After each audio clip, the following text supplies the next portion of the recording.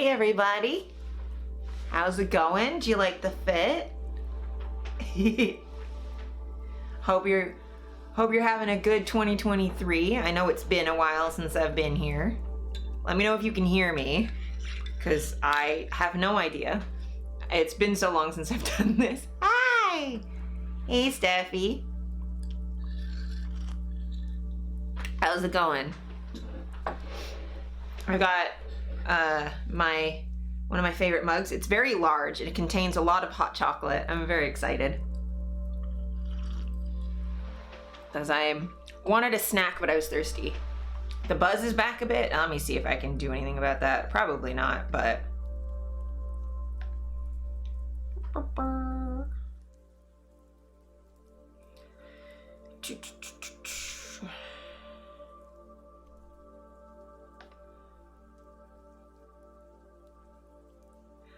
Hi, Salt. How's it going? Thank you. Noise suppression, probably, but sometimes it switches between webcam and mic in the audio mixer for which one it decides my mic is. You're certainly going. Yeah, I'm excited to see you. Yeah, I have noise suppression on. I will increase it. Let me know if that helped.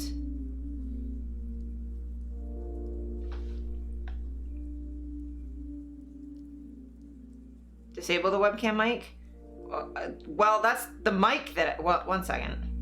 No, I can't do anything about it.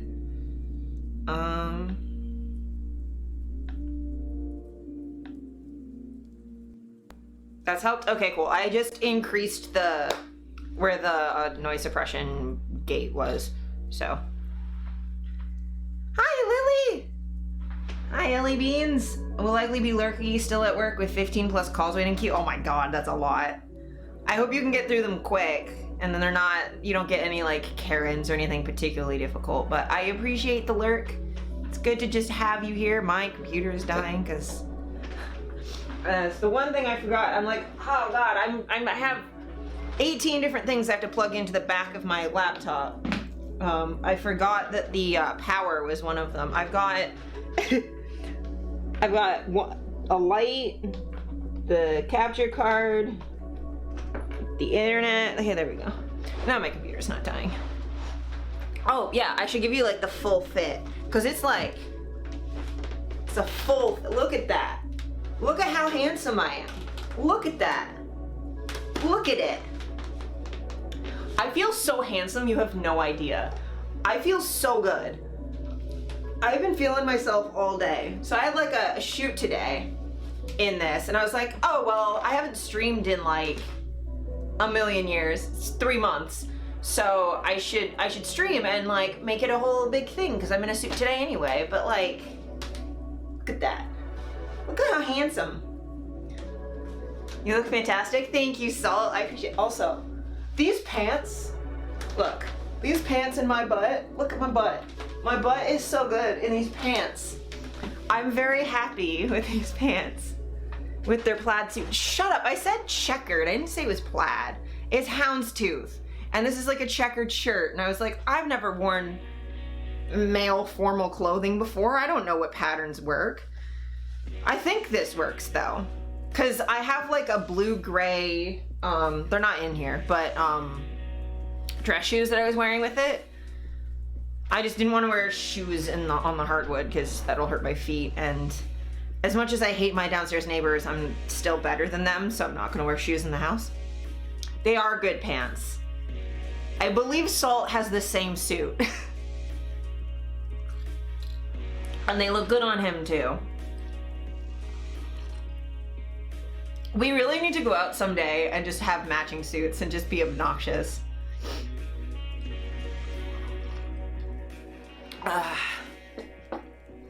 But yeah, I'm really, oh yeah, you're not supposed to have the jacket buttoned while you're sitting down, but like, also this vintage tie that I have, it like ties the like blue grays and the browns together. I'm very happy with the color coordination that I managed today. But I feel so handsome. I feel so handsome. So yeah, I hope everyone's doing good. Because suit button rules is stupid. The top one, yes, the bottom one unbuttoned. Does the bottom one have to be unbuttoned always, or just when you're sitting down? Because I've been having it like completely done up today, because it's only 2 buttons and I don't know what I'm doing.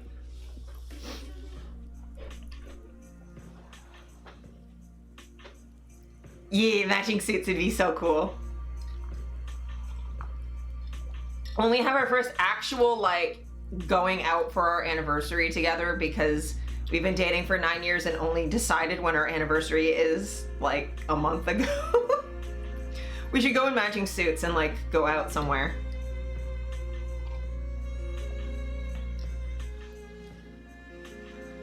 It is a very nice tie.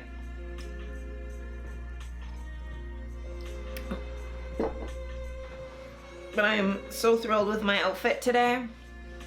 Also, this is my first suit jacket I've ever owned. I'm so excited. I'm so excited. But yeah, so experience me in a suit. y'all are getting blessed with the always. That's stupid. Why would you even have that button there? What? I will open that for later. That is dumb. Why would you even put that there?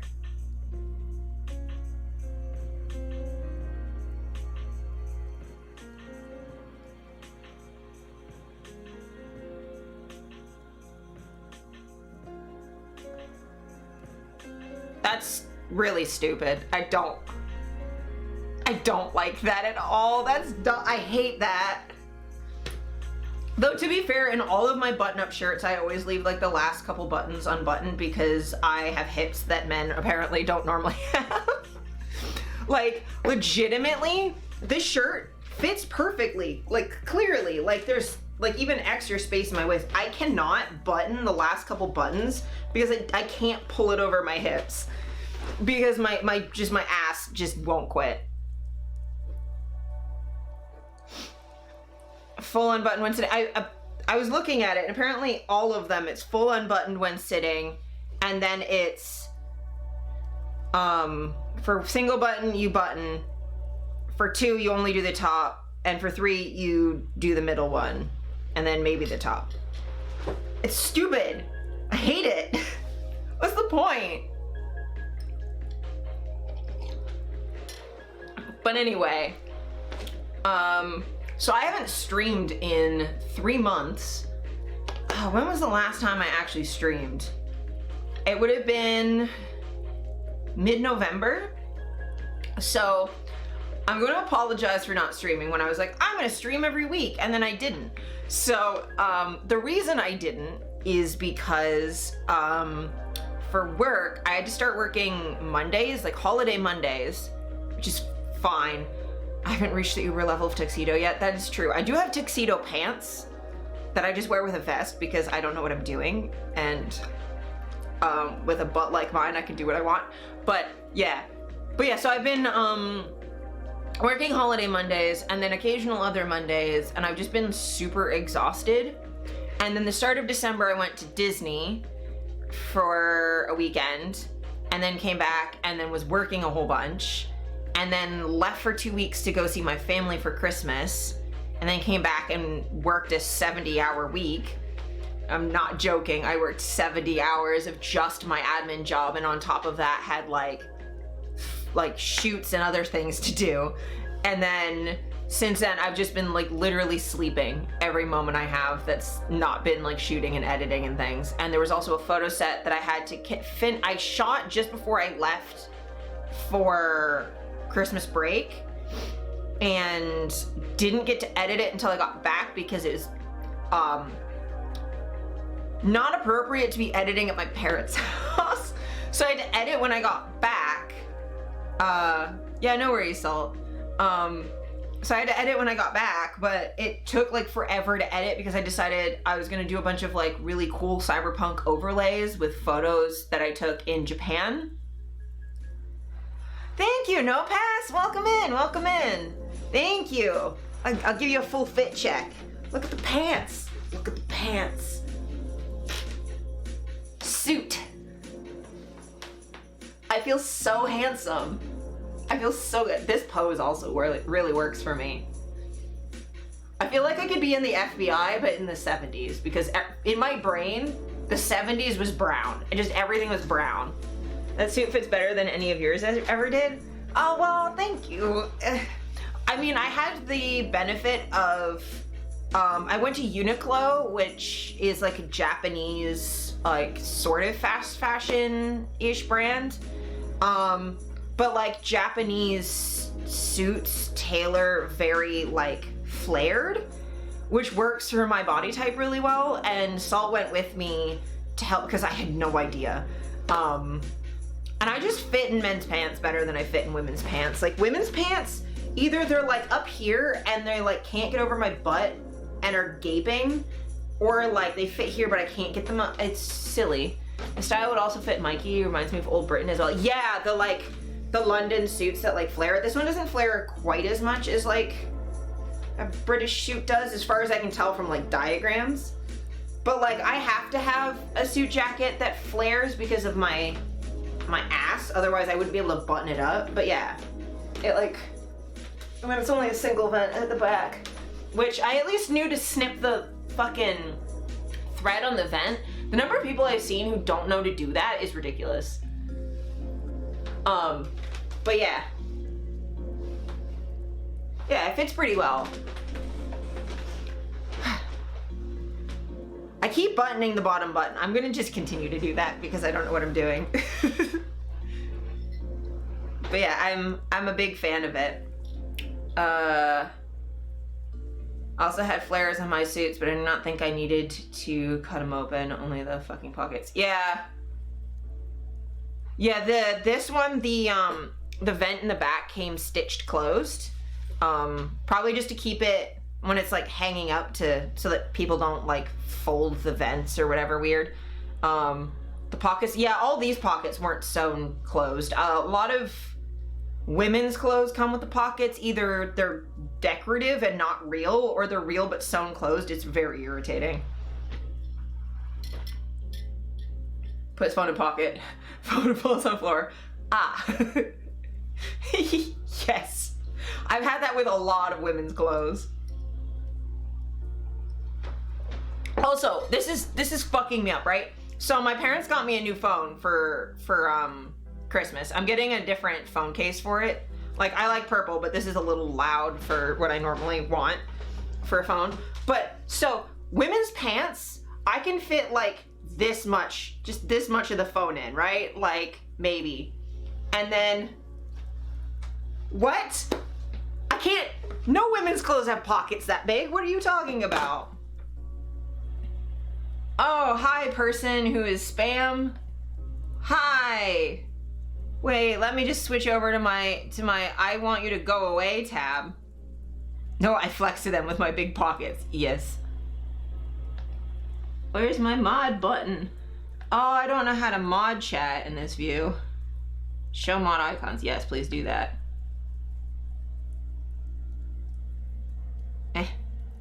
I don't have my mod shit open. Anyway, there we go. Ban.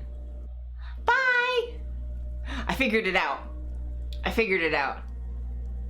Bullybot is cheaper. You slash ban or timeout. Yeah, it's fine. I got it. I just switched over to the other tab and clicked a button because I have my my stream manager. Trying to figure it out, but too slow. Yeah, that's fair. I have my stream manager thing open. I just normally don't have to moderate like at all. You love your commands? Yeah, that's fair. I just can never remember whether it's exclamation point or slash first, and you think I moderate for Salt and I use the commands when I moderate for Salt all of the time. You think I'd remember when it comes to mine, but I'm like, oh, I don't know how to do this from here. Okay, that makes sense. Yeah, I don't have any like active bots except the Sari bot, which is only for like emergencies. Oh yeah, exclamation point bunny is the most important command. Oh no, you'll enjoy this. So, during all that time away, I got a new tattoo, which I can't show you because I'd have to take my pants off, and I believe that's TOS. But I got a new tattoo. It's not bunny related, but it's like a hand mirror with some like poppies and foxglove. It's really pretty. But it's part of this sleeve that I want for my whole right leg, and I am going to get a bunny on my calf. So that's happening at some point. I don't know when, because the sleeve is gonna take years. Fun tattoo, yeah. Yeah. But I'm getting like flora and fauna like all down my legs, so like I think the next thing is probably just for placement purposes. I've got some like butterflies and moths I want to put on my shin. Pro everything bunny except giving bunnies guns. They are too clumsy for that. What about water guns? And like the really gentle, like tiny little squirt guns. Could bunnies handle like a little squirt gun? I think that would be really cute. Like a little squirt gun. No, they will find a way to fuck that up. True, that is fair.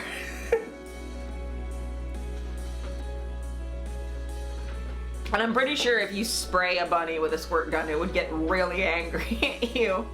Or really scared, or both. From what I know of my friends who have pet rabbits is they're either terrified or angry, and that's like their only real emotions is fear, anger, and they do the little foot thumpies when they're really mad. It's really cute.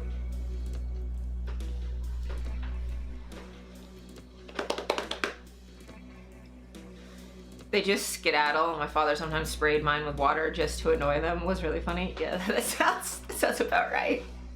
But yeah, so I got a new tattoo, so that's really exciting. What else? What else did I do? I don't know, I've just been working a lot. Angry, horny, hungry, or cuddly. Okay, so they have the same 4 emotions that I do. It's basically me. I'm usually all 4 at the same time somehow. Yeah, horny and hungry, and then either angry or cuddly. It's like either come hold me or go away. Yeah. You're gonna make yourself a sandwich? Okay, Steffi. I'll see you soon.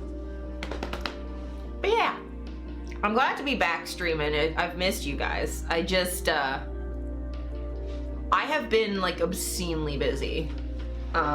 And I got a new position at work too. So now I do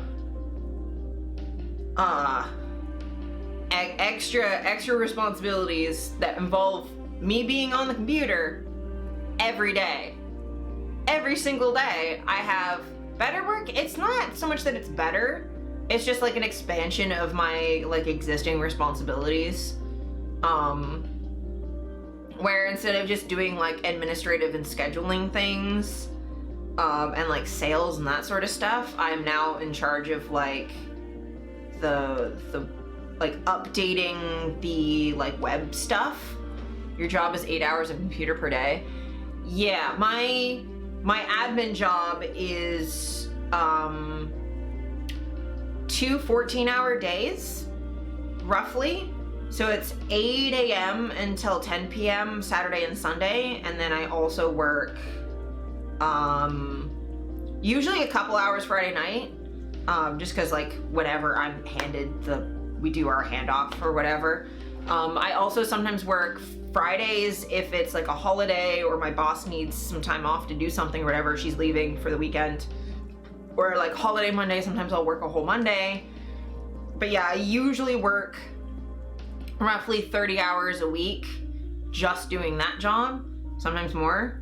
Sounds like extra money. Yeah, so like the daily stuff is like an extra 20 to 30 minutes depending per day, but it's every single day. When I'm doing my other jobs though, I just do it the same time I'm doing other stuff. And I get like an extra, like, it's the equivalent of working like an extra 2.5 of my regular full days as far as pay. So like, I'm really happy about it. It takes some pressure off of my boss and has me paying attention to what's going on more. So I'm like more informed when like I take over. I like already know what's like happening a bit more. But yeah, it's just more work. And then on top of that, I have, you know, modeling, which I model at least 4 times.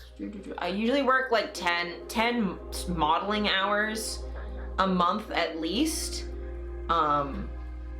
which is like physically demanding depending on what shoot I'm doing. Usually is because I'm an idiot and I'm like, oh, what if I shot it outside in a marsh in January? Like a genius. Or I don't know, what if I do a rope suspension and then I just hang weird for too long, my rib pops out or some stupid shit. So I'm always just like, I'll just make it harder on myself, or I don't know, I'll just bend backwards so that I'm like half upside down. The classic 2 brain cell moment. Yeah. That's me a lot of the time. And then on top of that, I have like every photo set takes about like 5 to 6 hours to edit. From like culling to like color correction and that sort of stuff. Welcome in, Temper. Hi, nice to meet you. Hope it's going well. But yeah, so like editing takes forever, and then I have to resize for web and like pick what ones I'm gonna post on social media and watermark those because I'm watermarking things now. That is a sick emote, actually. That is fun. I like the purple. You're good. How are you? I'm good. I'm doing pretty good. I feel handsome today. This is my first suit and I had a photo shoot in it today, so I'm feeling really handsome. And yeah, just filling people in because I've been away for a couple months. Just working. I look like a Chainsaw Man character? Oh my god, thank you! I actually, I cosplayed Power the other day. I'm like in the middle of finishing like the edits for that cosplay set. But yeah, I cosplay Power. I just use my natural hair because like it's, you know, it's close enough. I just like, oh, thank you for the follow. But yeah, I just, Power.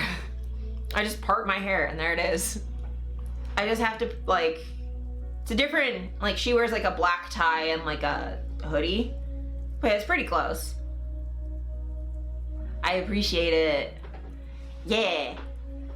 Oh god, my arm hurts. I've been leaning on this arm like all day. My favorite Chainsaw Man character is probably Power, and then like, I really like Pochita. Pochita makes me really happy. Angel Devil I really like too. I just really like watching Denji and Power just be gremlins. It's so good. It's so good. Just like watching them like completely not give a shit is just the best. And then obviously like Majima's just hot as hell. So like I would like her to put me on a leash and walk me around. That would be great.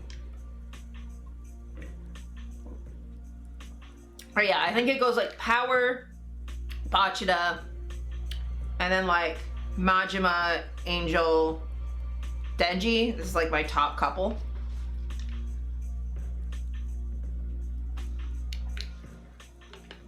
Also, I have to say Denji has the most realistic motivations for a character in an anime I've ever seen. He's like, oh yeah, I'll do anything to touch boobs. I'm like, man after my own heart.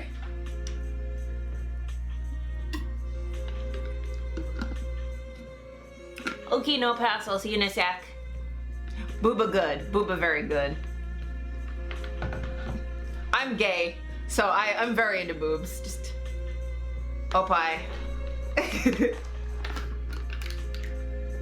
I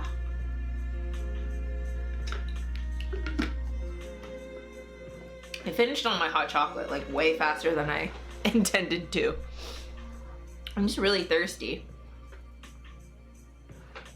Possibly because I haven't eaten anything since like 10 in the morning.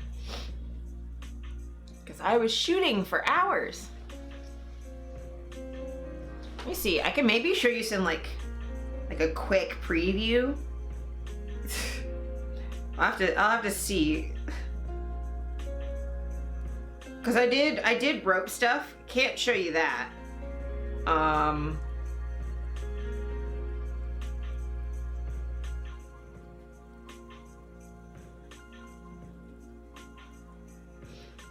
Just so you can get like a sense of what the studio looks like.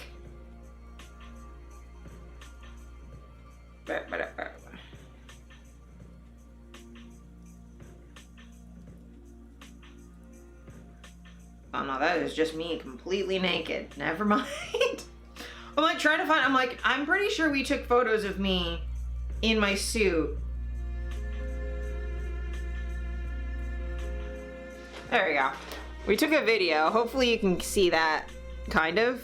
But yeah. That's what things look like. Hello, camera. Hello, I'm here. But yeah, I'm very excited, very happy. This is like a custom set too that someone wanted. They were like, could you just be in a suit and be really queer? And I'm like, I can do that. I can absolutely do that. You want me to get my first suit, which I wanted to do anyway, and then just be gay? Okay.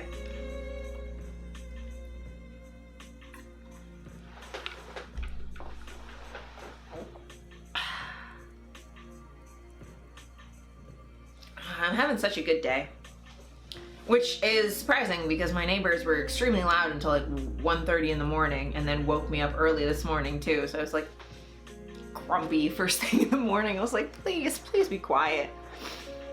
We've sent them finally a letter telling them to shut the fuck up between like after 11 p.m. because it's ridiculous. I need to be able to sleep at some point.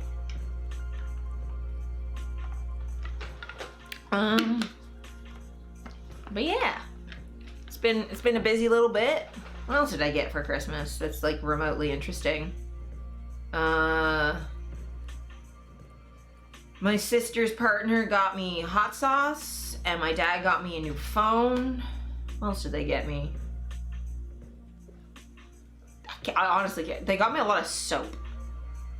I don't know what that says about me, that my parents every year buy me soap, but they buy me soap and shaving cream. And the funny thing is, they buy me like shaving butter, and they know the only hair that I shave is my junk. They know I don't shave my legs or anything else. They know that.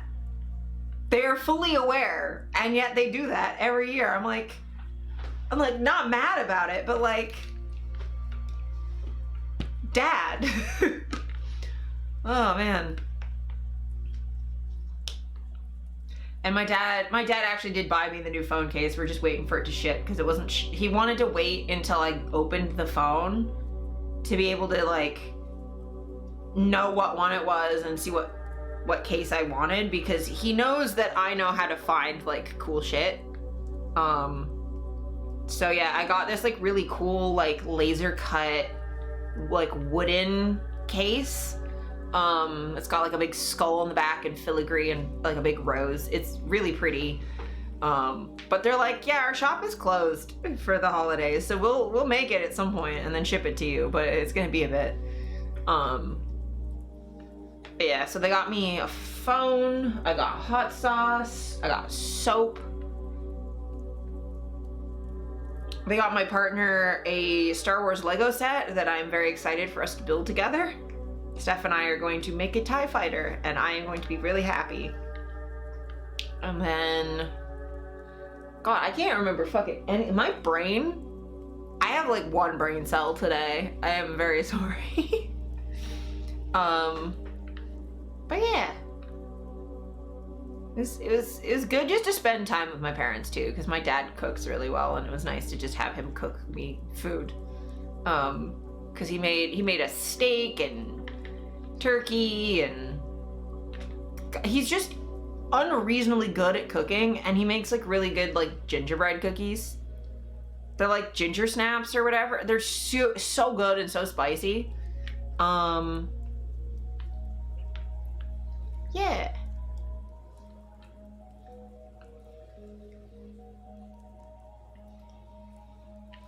Got me a lot of chocolate too, so that was also fun. And then Disney was fun. I should let you guys know about the whole Disney trip, because it's like, yeah, I went to Disneyland for 2 days. It was weird too, because like, I normally can't really afford to go on vacations because I know I work something like 50 hours a week between all of my different jobs. But like, I don't make a lot. So, I can't really afford to go on vacation, but my partner's mom was like, well, I'm going on vacation, and if I already have the hotel room, it doesn't really cost me anything extra to have you in it. So I was like, okay, I'll take like 1 weekend off work and then just work a shit ton when I get back. So I flew down to meet them because my partner went up earlier because my partner can take more time off than I can. But I met them in Florida, and flying down was actually not too bad. I've never been to an airport alone before. And this is only my 2nd time flying as an adult where my parents aren't like handling everything.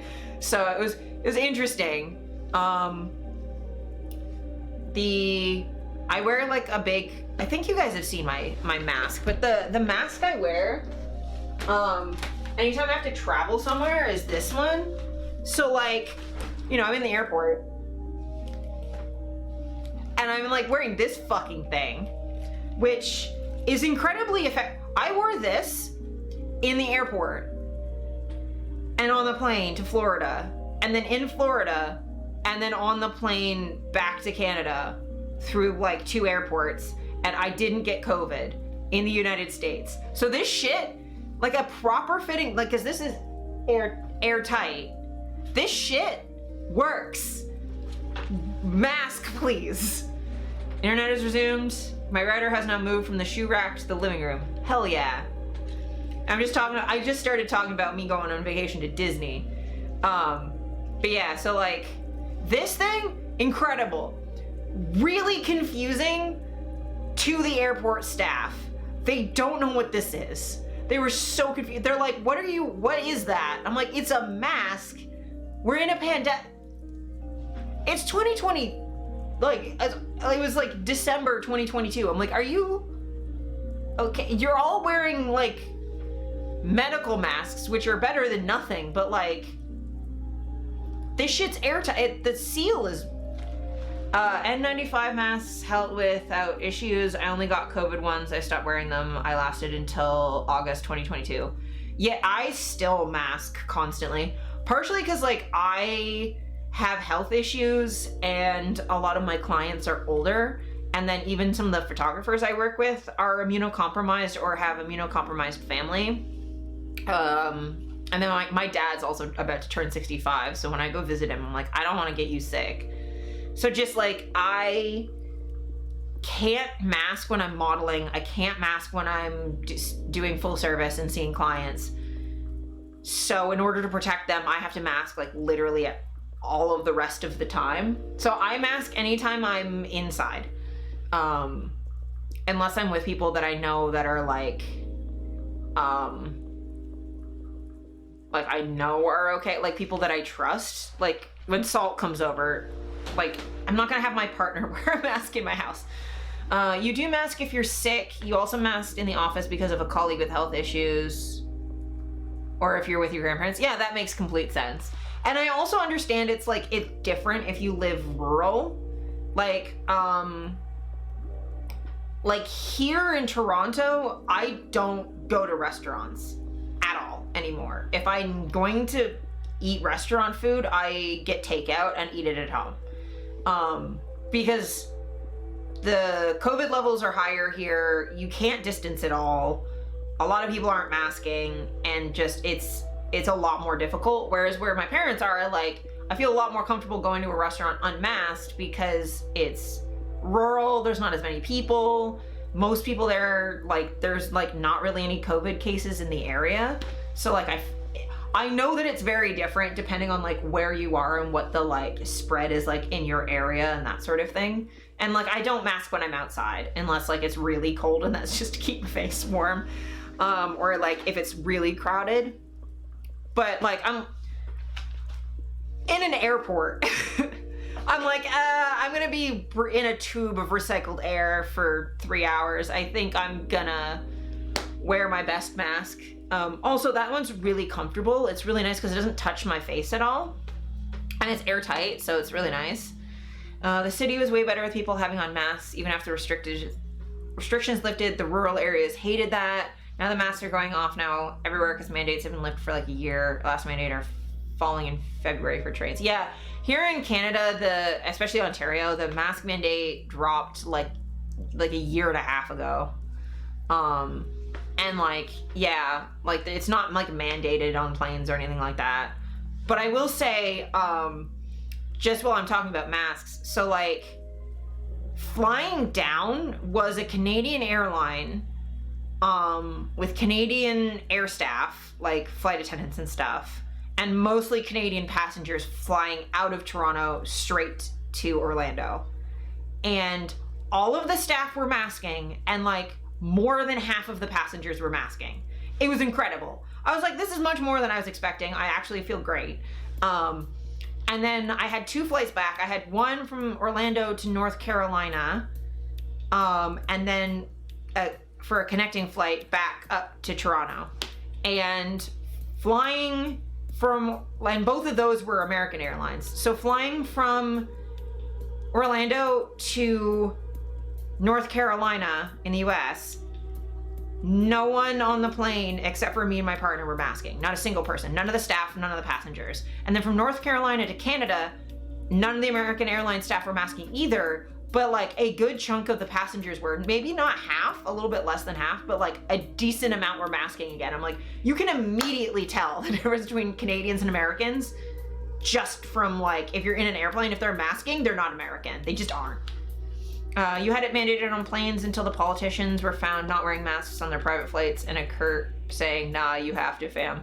Yeah, we had it mandated for a while, but yeah, the mandates dropped a bit ago. And now everyone's pretending like there's not a pandemic still raging with variants until China stopped doing COVID zero, and they're like, oh, you can't just like let people get COVID. China's being awful. It's like, could you stop it?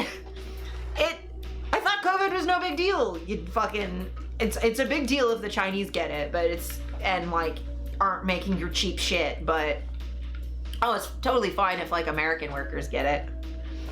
I'm so annoyed. But yeah, I mask a lot. I didn't really mask in Disney just because you're outside the entire time. You can only tell for trains, as I normally don't fly inland, but there it works still.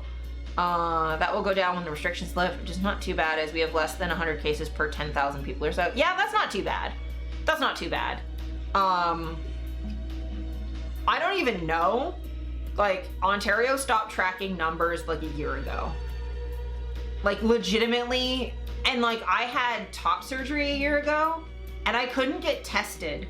Even though I medically had to get a PCR test before surgery, I was almost impossible. I found one pharmacy that was open the day that I needed to, because you have to do it a certain number of days before surgery, but it can't be earlier than that. So like I had to do it on a Sunday, and I couldn't get any of them because they were only testing the covered ones at hospitals, but that was only for people who were exposed. And then at pharmacies, they were only testing people who were traveling, and that like cost like $150. And I'm like, what? Oh, 100 cases per 100,000 people. Yeah, that's like barely anything. Sundays is rough. Yeah, I fucking hate that too, because I'm not even Christian. I'm like, what? But yeah, I managed to get a test or whatever, but like keeping track of numbers when I was preparing for surgery and like literally could not get sick was weird. Sundays, normally everything is closed over here. I mean, that does make sense. Like from what I know of like Germany and like France, not that they're exactly the same, but there's like a lot of like cathedrals, and it's a solidly Christian area now that the pagan stuff is mostly gone.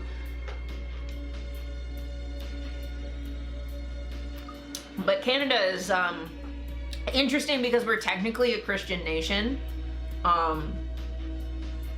because we're under the, I keep thinking the king now, but yeah, getting stuff is just so hard. And yeah, I remember at the start of the pandemic, I got an alert on my phone that I'd been exposed, and I got a PCR test, and then back home within an hour of the alert going off on my phone, I literally got the alert on my phone, booked a test, took an Uber down, got the test, Ubered home, all under an hour.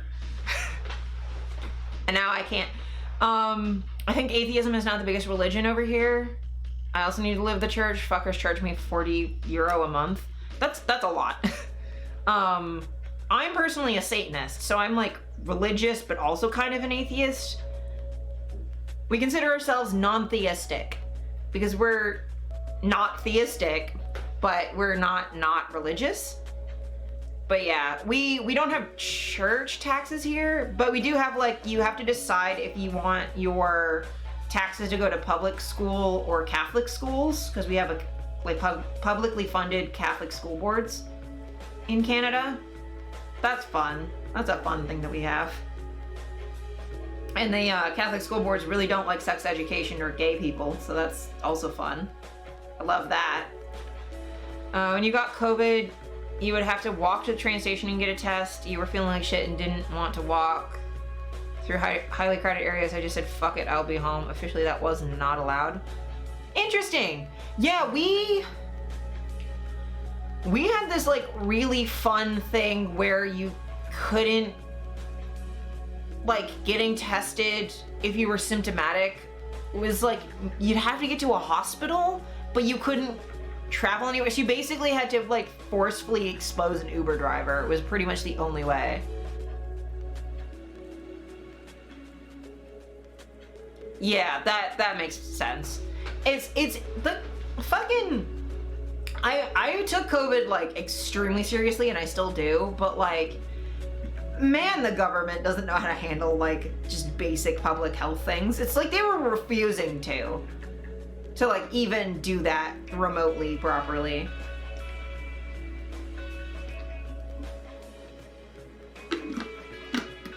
Because like,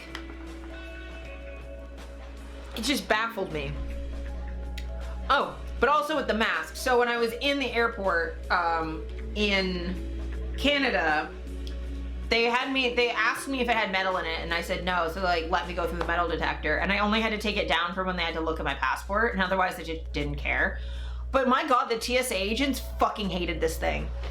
First of all, the TSA agents were making everyone take off their masks because America doesn't understand the concept of privacy at all. They like, so like in Canada, when you go through airport security, you go through a metal detector and your shit goes through a scanner. And that's it. That's all you have to do. It's not like a big deal. But like in America, you have to like fucking stand in a tube with your arms up, and American bathrooms, yeah. And like the, so they have to like 3D face scan you and shit. I fucking hate it. But I have like a little gel nose pad that just fills out, because I have deep set eyes, so it just fills out the thing.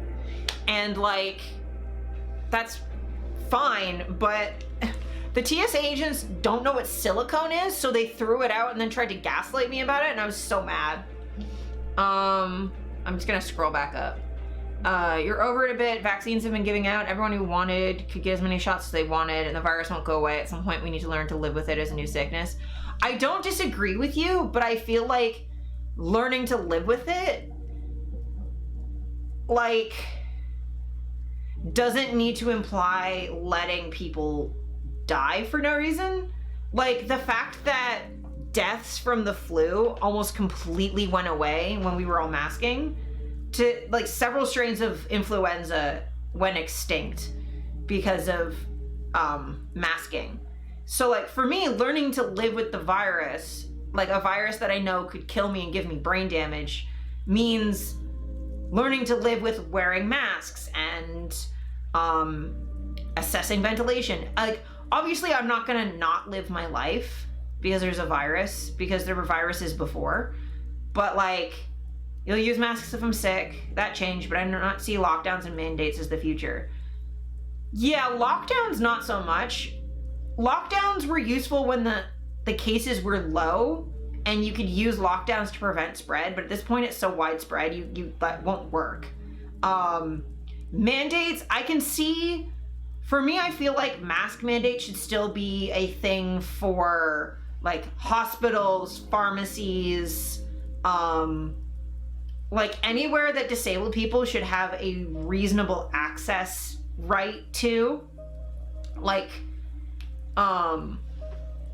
because I do know some people who can't get vaccinated because they're immunocompromised and thus also can't get COVID. So right now they can't go to the grocery store, they can't go to pharmacies, they can't take public transit, they can't go anywhere. They're just locked in their houses for the rest of their lives because no one will wear a fucking mask.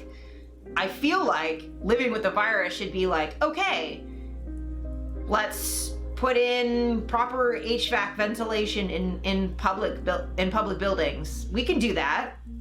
That's living with the virus. That's accepting that this virus is here to stay. We're not going to get rid of it. Okay, let's improve ventilation.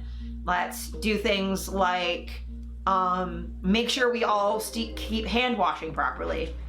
That should have been done before. Absolutely. That should have been done during the first SARS outbreak in 2002. Honestly. And that's the thing, is I think part of why I also take things a little bit more seriously, like for longer. Not just because like I have health issues, but because my dad was a medical professional during the first SARS and ended up in the hospital with a broken neck. That was great. But he was in the ICU on the, like, down the hall from the SARS ward during the first SARS outbreak. Hey, welcome in. Welcome in, Andrew. It's good to see you. Nothing really changed for me except for the mask because I was already a clean person. I wash my hands every 30 minutes and stuff. That's totally fair.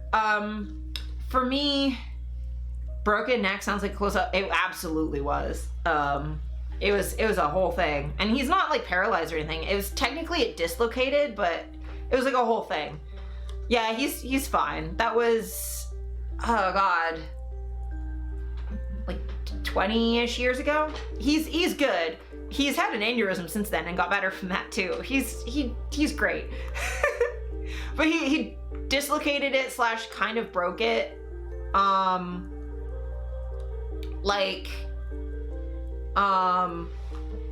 cannot continue trying this. It was a mountain biking accident. Hey Saul, welcome back. The days of lockdown solving COVID ended mid-2021, but because of that, we must now spend the money to fix the infrastructure to survive instead of trapping everyone who has any semblance of chronic illness inside forever. Yeah, exactly. Hi, Cooper! That doesn't make it better. It does. Cooper, look! Look at how handsome I am. Look at how handsome. I feel so dapper. Can I say ooh woo? I absolutely can say ooh woo. Welcome in. Thank you. Oh, Cooper, I was at Coin 8 today is where I was shooting. Because like, obviously, a melon top hat. I don't even know what that is. Is that like a bucket hat? How did that go? It went really good. Here, let me show you the...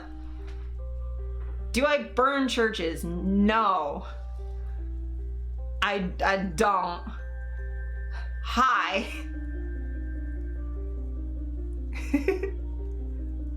I don't burn churches. I'm not that kind of black metal fan.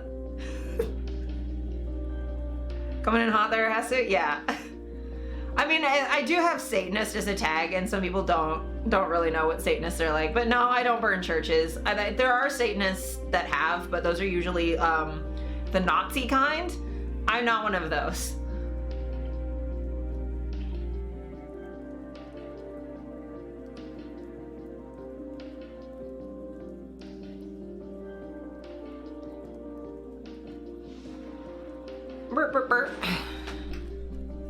So yeah, Cooper, that was me. That was me today. That was me. No worries, Hesu. No, I'm more like a romantic Satanist, so think of like Paradise Lost or Revolt of Angels, like the Satanic Temple, that sort of vibe. Yeah!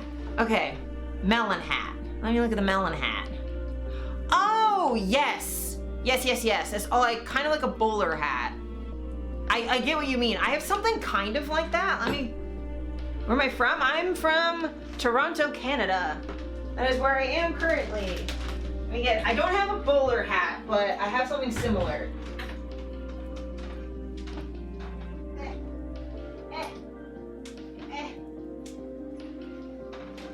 I have, it's like sort of that vibe. Of course I want to see a bunny. That's a silly question. But I've got like, it's like a witch hat with that sort of vibe going on. That's as close as I get to a bowler hat. Also, Cooper, I have to show you the other new hat that I got.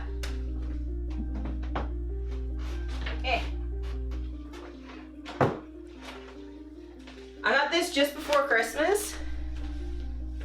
Sweet! How did I become BullyBot?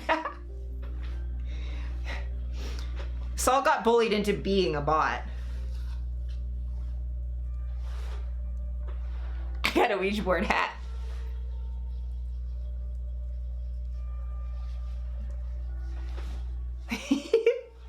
I love this hat so much. Look at it. Look at it. It does not match the outfit at all. Oh, we repurposed churches here instead. Oh, that's fun. Hi, Chef. But yeah, no, I don't burn churches. I have Christian friends. I'm not like anti-Christian. At least not anymore. I was kind of when I was an edgy teen, but I've grown past that. I don't let the trauma inflicted on me by like a small number of Christians make me prejudiced against an entire group, because that's not fair. Because there are progressive Christians that aren't shitty. Lots of former churches. There's actually a church, Pizza Hut confessional. Oh my god, you need to send me a link to that. Also, I need to scroll back up to see about the link to the bunny. There we go. Oh, that's such a cute bunny. Look at him. Look at that little sleepy boy. Ah.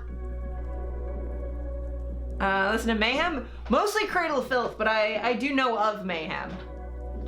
Cradle of Filth is like my favorite band. I also really like Zeal and Ardor. If you've never heard of them, they're a very, very good like black metal blues fusion band. Really, really good.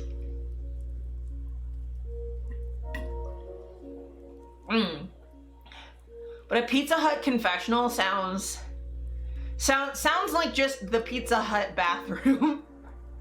Iron Maiden? Yeah, I love Iron Maiden. Actually, speaking of, Cradle of Filth did a really good cover of Iron Maiden's Hallowed Be Thy Name, which is really good. But I will probably disappoint you in that I mostly only know... I don't have a breadth of knowledge of music. I mostly like a couple bands and then just know everything about that band. Oh, you have the Doom soundtrack playing? That is amazing. That is awesome. I was like torn between putting the Doom soundtrack on or this, but I figured Silent Hill worked more for both the fit and the fact that it's like dreary and rainy and foggy out right now.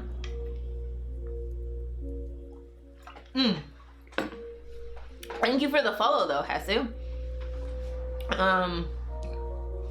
But yeah, if people have questions about Satanism, because I know I haven't been on in a while, so if like anyone has questions, I'm more than happy to answer.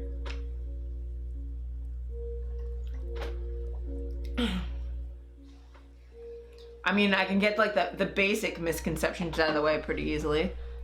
So what are you posting? Oh, it's a link to the Pizza Hut thing. Oh, I see what you mean.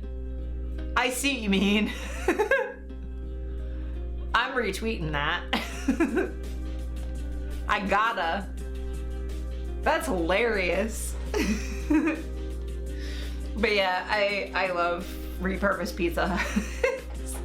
Because it was an actual, that's like the opposite of what I was expecting. I was expecting like a church that got converted into a Pizza Hut with like a confessional booth still inside of it, and I would go to that Pizza Hut just to be a problem.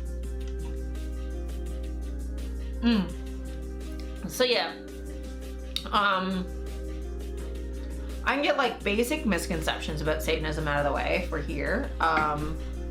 Like we don't sacrifice anything really.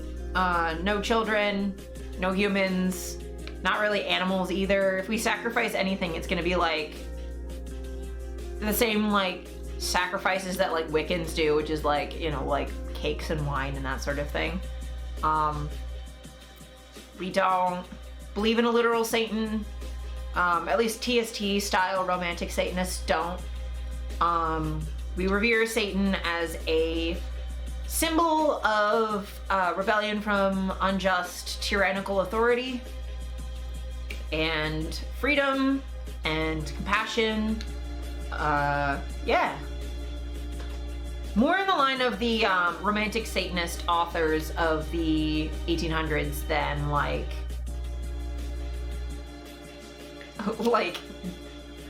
weird like satanic panic movie stuff.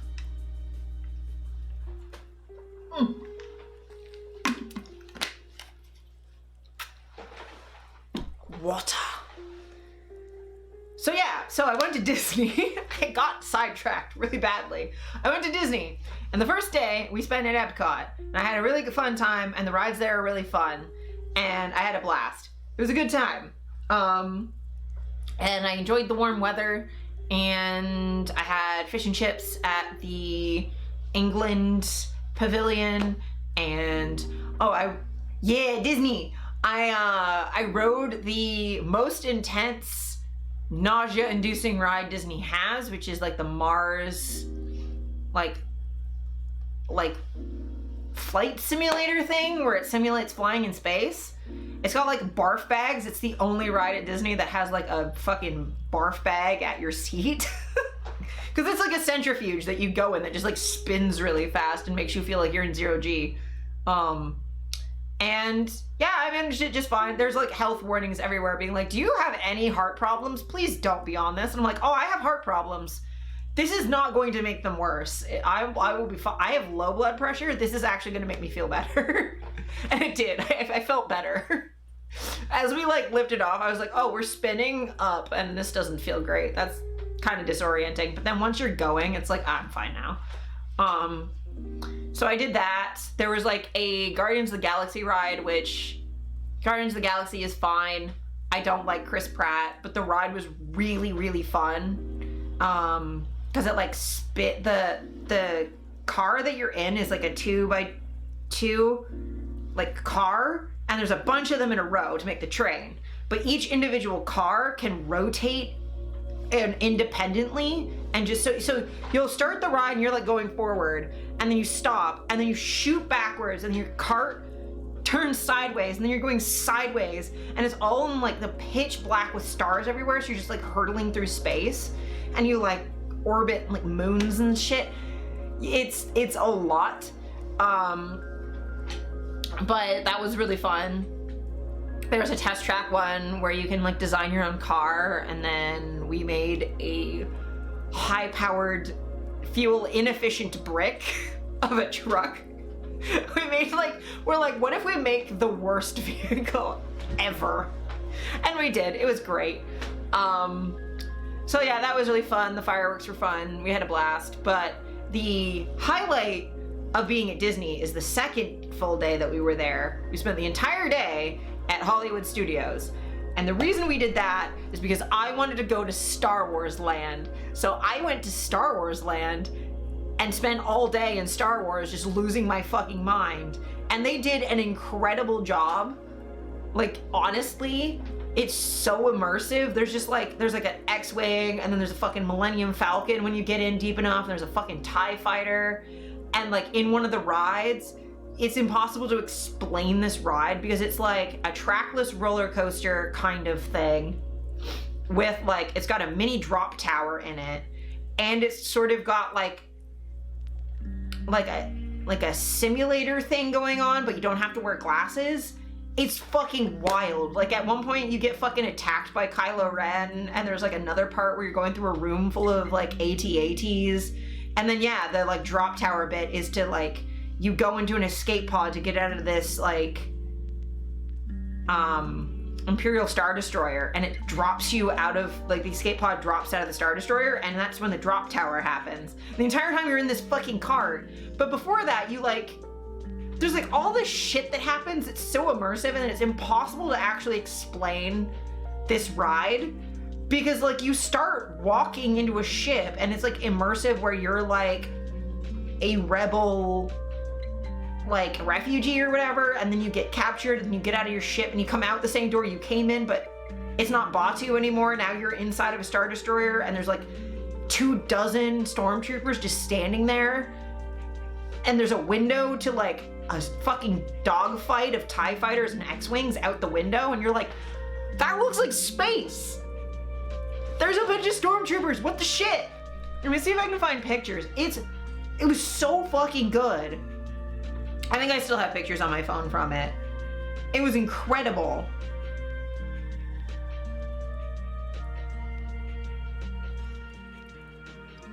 Dude.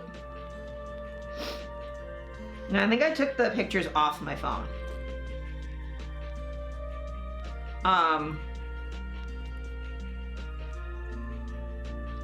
But there was, yeah, I can't find them. They're not on my phone. But like there's like a whole room full of shit, and then they take you into interrogation, then you break out of interrogation, and then you get into the actual roller coaster cart thingy. It's piloted by a droid and it's trackless, so it can like, they like weave between each other and like back up, and it's awesome. It was the most fun ride I've ever been on. And then there's another ride where you get to pilot fucking Millennium Falcon, and that's fun. There's just like a bunch of shit. And I bought fucking black Jedi robes because of course I did. And then, does everyone want to see the cute, adorable last thing that I bought? That was really expensive, and I had to have an appointment to be able to even buy this thing. Do you want to? Yes. Okay. Cooper, you are going to lose your shit. It's been in the corner this entire time. It's there. That is what I bought. I will bring it over. So I bought the upgrade that includes this handy little backpack. So I've got a backpack. And what is in this backpack, you may ask? Well, let me just fucking show you what's in this fucking backpack. I gotta put it where the camera can see. Backpack. And it's got a little window. And you're gonna love what's in the little window. It's a little man. Look at this little bean. Look at him. Look at him. I made him. I made him. Let me like take him out. Getting him back in this bag is like a pain in the ass though, because there's like a thing for his legs. But, oh my good God. Get out of the fucking...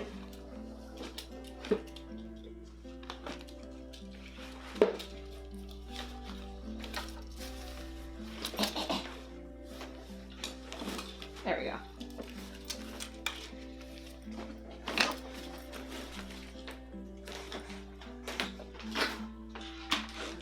So this is the man. I have made this man. How the fuck do I do his legs? And he's covered in my hair because of course he is. So yeah, his legs go back. Yeah, like tilt his little feet. He's a little man. He's a little man. And you're like, that's a cute little man. So what you do is when you go in, you decide what one you want to make, because you can make an astromech droid or you can make a little BB-8 droid. And I chose the astromech droid. And then there's two different bodies. There's like a thin, there's this one and then there's like a taller one. And so then you pick that and then you pick what color you want and then they give you the body. And then you go to a conveyor belt with a basket and you pick what bits you want. So you pick out feet and a head. And then you take those pieces and you go to an assembly station where you have a fucking screwdriver and you screwdriver all the pieces in. And then you pick out these little like panel things. So these all like open and come off. So I put all these on. Also these blue ones on the side, I put those on. So you pick what colors you want and you stick those in. Also, there's a little chip in there. That's your personality chip that you have to pay extra for. That comes with you pay extra and you get the backpack and everything. And there's like a bunch of things where you can get like accessories and stuff that like stick in these. So you can get like a little serving tray. You can get all sorts of stuff that just like attach to them. But let me see if I can do the best part. How much did this cost?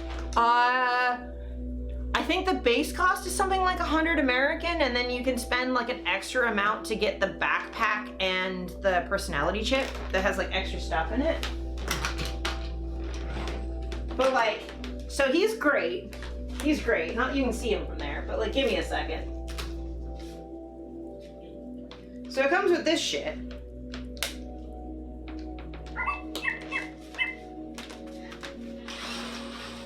I can move him around. So yeah, this little guy.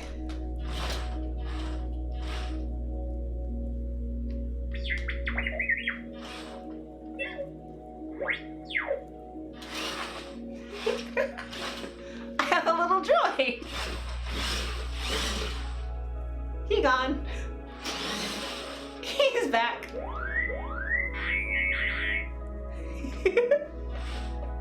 Isn't he great? Isn't he the greatest little bean? And like, you follow on, I have a button that I push that makes him make noises.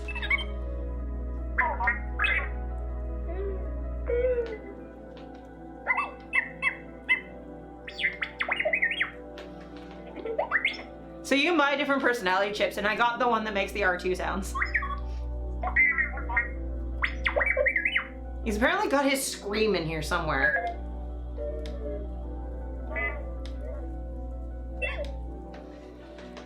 Droidathon when? Oh my god. Yeah. Yeah. So yeah, he just droiding. He's just out here droiding. So this is my son. And yeah, he automatically turns off. But so one of the cool things about these droids, right? So there's the backpack. When you're walking around the park, normally when if it's not being used and you haven't like flipped the switch at the bottom, it'll just automatically turn off after 5 minutes. In the park, they don't do that. In the park, they stay in like a pseudo sleep mode. They don't completely turn off. And if you walk by someone else that has a droid, they talk to each other. Oh, thank you. Thank you, thank you, thank you. Thank you for the subscription, NoPass. I really appreciate it. That's real nice of you. I appreciate it. Hell yeah. Yeah, they talk to each other and they like move around. Can I move his head? Oh yeah, I can move his head too. I need everyone's attention. We need to cancel Meatball. He just hated on German food. How can you hate on Schnitzel of all things? Yeah, his head moves around.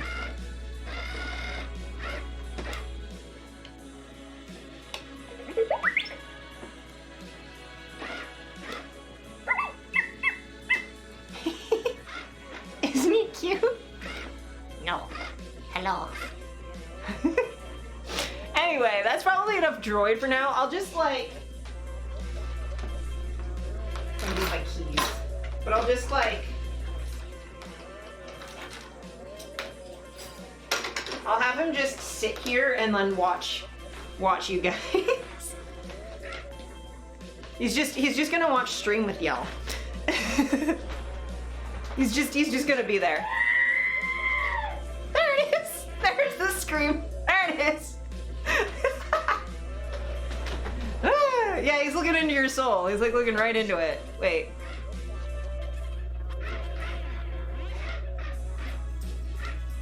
Just a nice jaunty angle.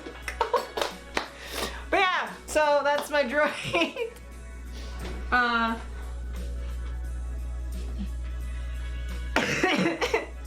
Isn't he fucking cute?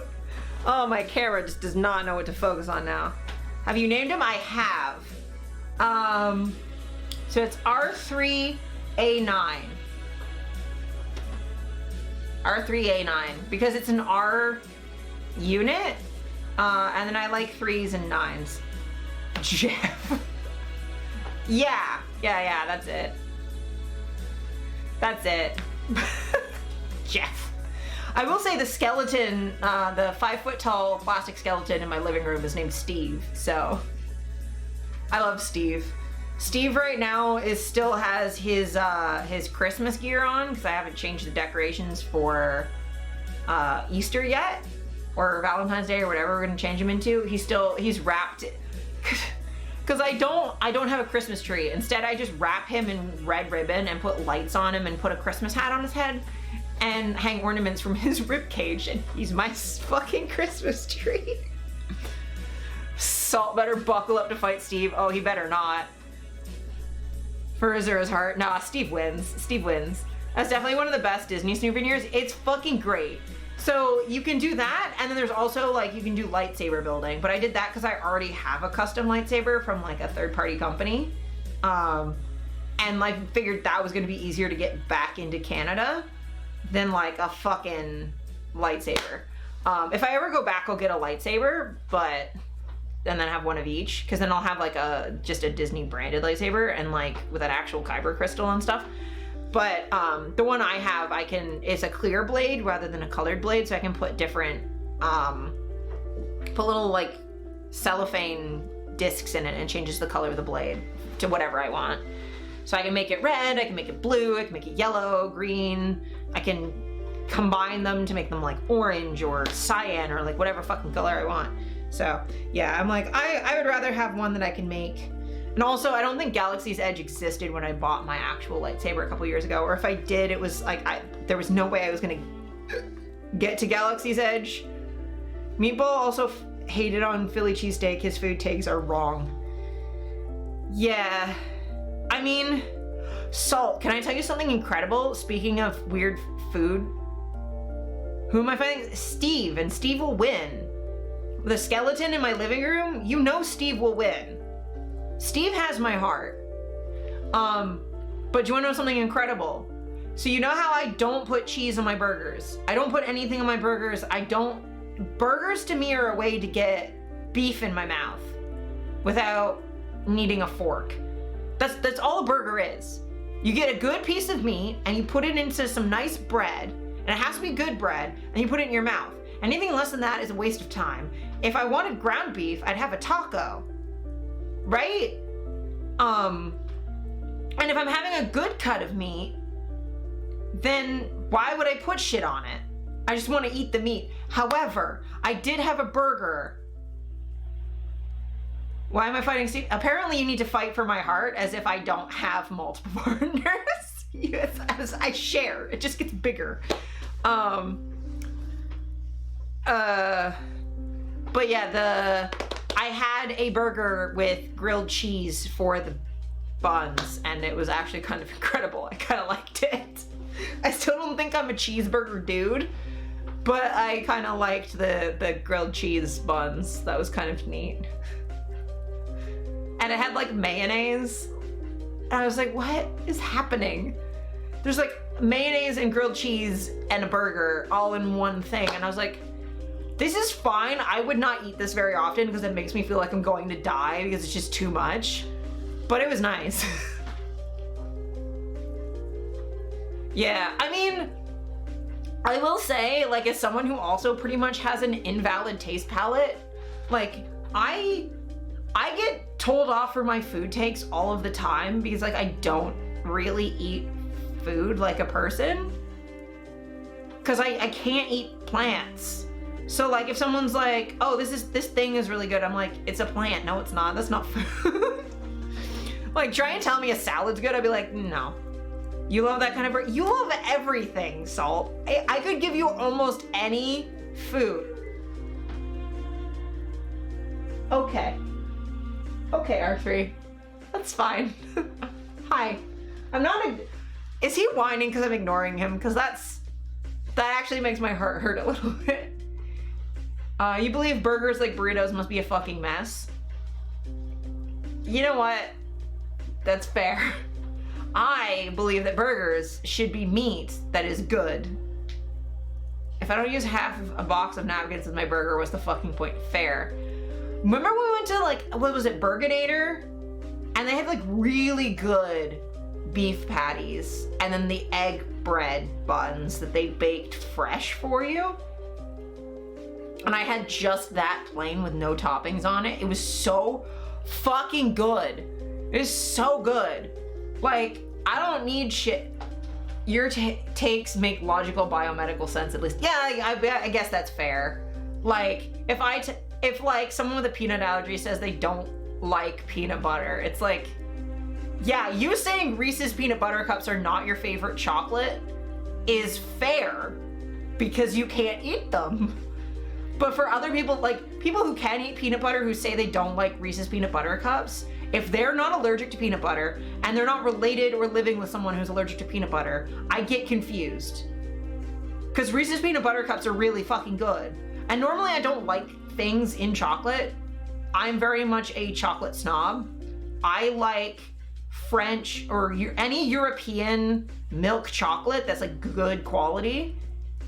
That's how I like my chocolate. I don't like candy chocolate. I fucking hate it. Like ever since I turned like 16, I'm like, I can't fucking do it anymore. It's garbage. American candy also specifically is awful. I just can't eat. When I was in Disney, by the way, you mean real chocolate? Yeah, exactly. When I was in America, the food there is so bad. It's so fucking bad. Isn't milk chocolate just as sweet? I mean, yes, but like there's a difference between like European milk chocolate and like American milk chocolate. American chocolate is more bitter. I wouldn't agree with that. It's more chemically. There's so many preservatives and like corn syrup in it that it's more sugar than fucking anything. Canadian stuff, we don't usually make our own chocolate because it's usually cheaper for us to import it from the US or something. Fresh burger brioche bun. My burger there is double cheeseburger with a fried egg, garlic mayo, lettuce, onions, and a fuck ton of fries. Just fuck me up. Yeah. I mean, a metric fuck ton of food is like when you get here, can we have like burgers?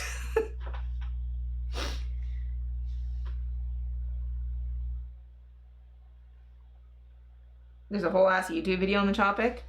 There's a YouTube video on mac and cheese that I adore. The music ended, so I'm just gonna start that playlist over again. It's just, there we go. It's funny how fast food franchises tend to be better quality here because we have food regulations in the US. They vary wildly by state.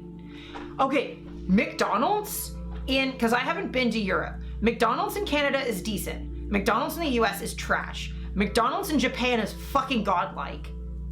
Like Japanese McDonald's is so fucking good. Like just comparing the fries from America to Canada to Japan, like Japan's on a whole nother fucking level because it's the oil that they use.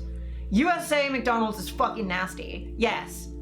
And it's wild too because like American McDonald's is ass, whereas like McCafe here in Canada is so good. Here in Canada, you could have another burger. Of course you can. Here in Canada, you can get like really good smoothies from McDonald's and like hot chocolate and coffee from McDonald's. It's wild. You remember when Germany started to import US beef because of past agreements and nobody wanted to buy it because it wasn't guaranteed to be up to German standards?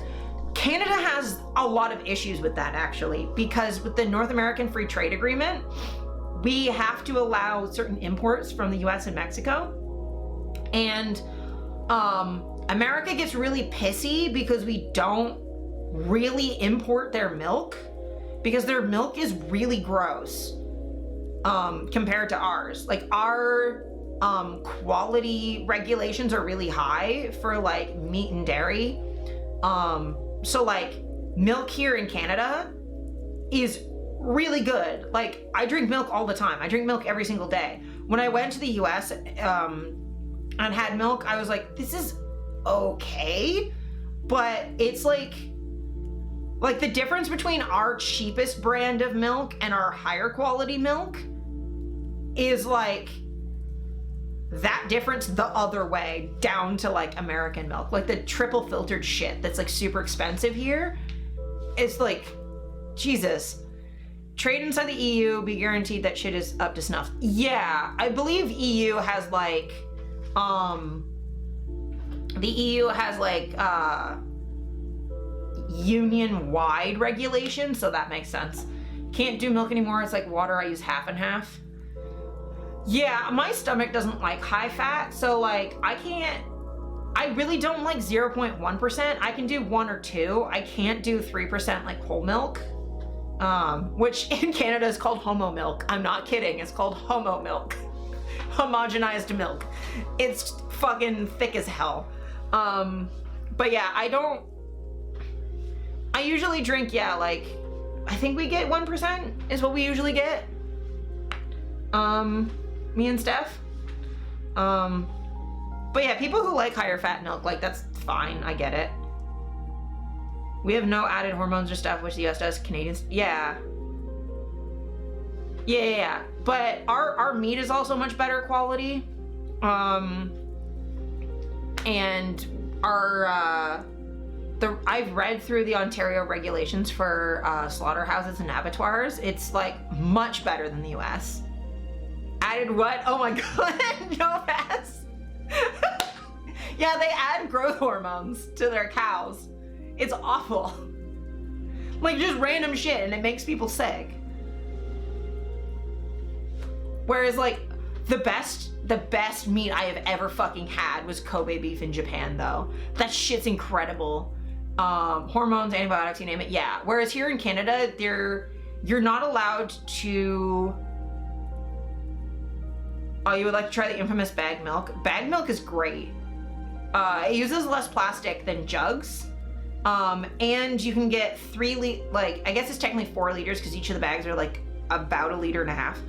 Don't worry about the math there. They're not completely full.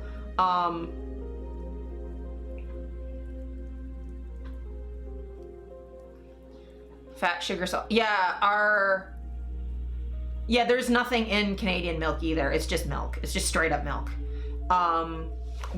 There's literally regulations that if a milk cow is on antibiotics for an infection, which happens sometimes, our cows are usually free range, like in pastures and stuff. So if they get, they step on something, they get an infection and they need antibiotics, their milk cannot go into the, it has to be thrown out. And if it contaminates a truck, that whole truck has to be thrown out. Antibiotics cannot end up in consumer milk. And then the same thing is true of like, we have to have a veterinarian sign off on every animal at the slaughterhouse to make sure it's A, fit for consumption, and B, that it's being slaughtered humanely. Like, could our regulations be improved somewhat? Yeah, sure, obviously, but like, it's not as bad as like the US, where I look at things and I'm like, Jesus Christ. But yeah, it's wild going to the US and eating food because it's all awful.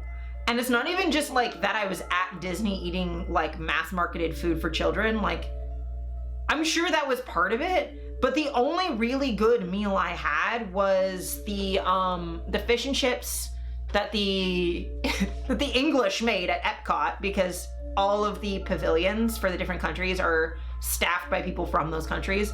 So best believe the English know how to make fish and chips properly.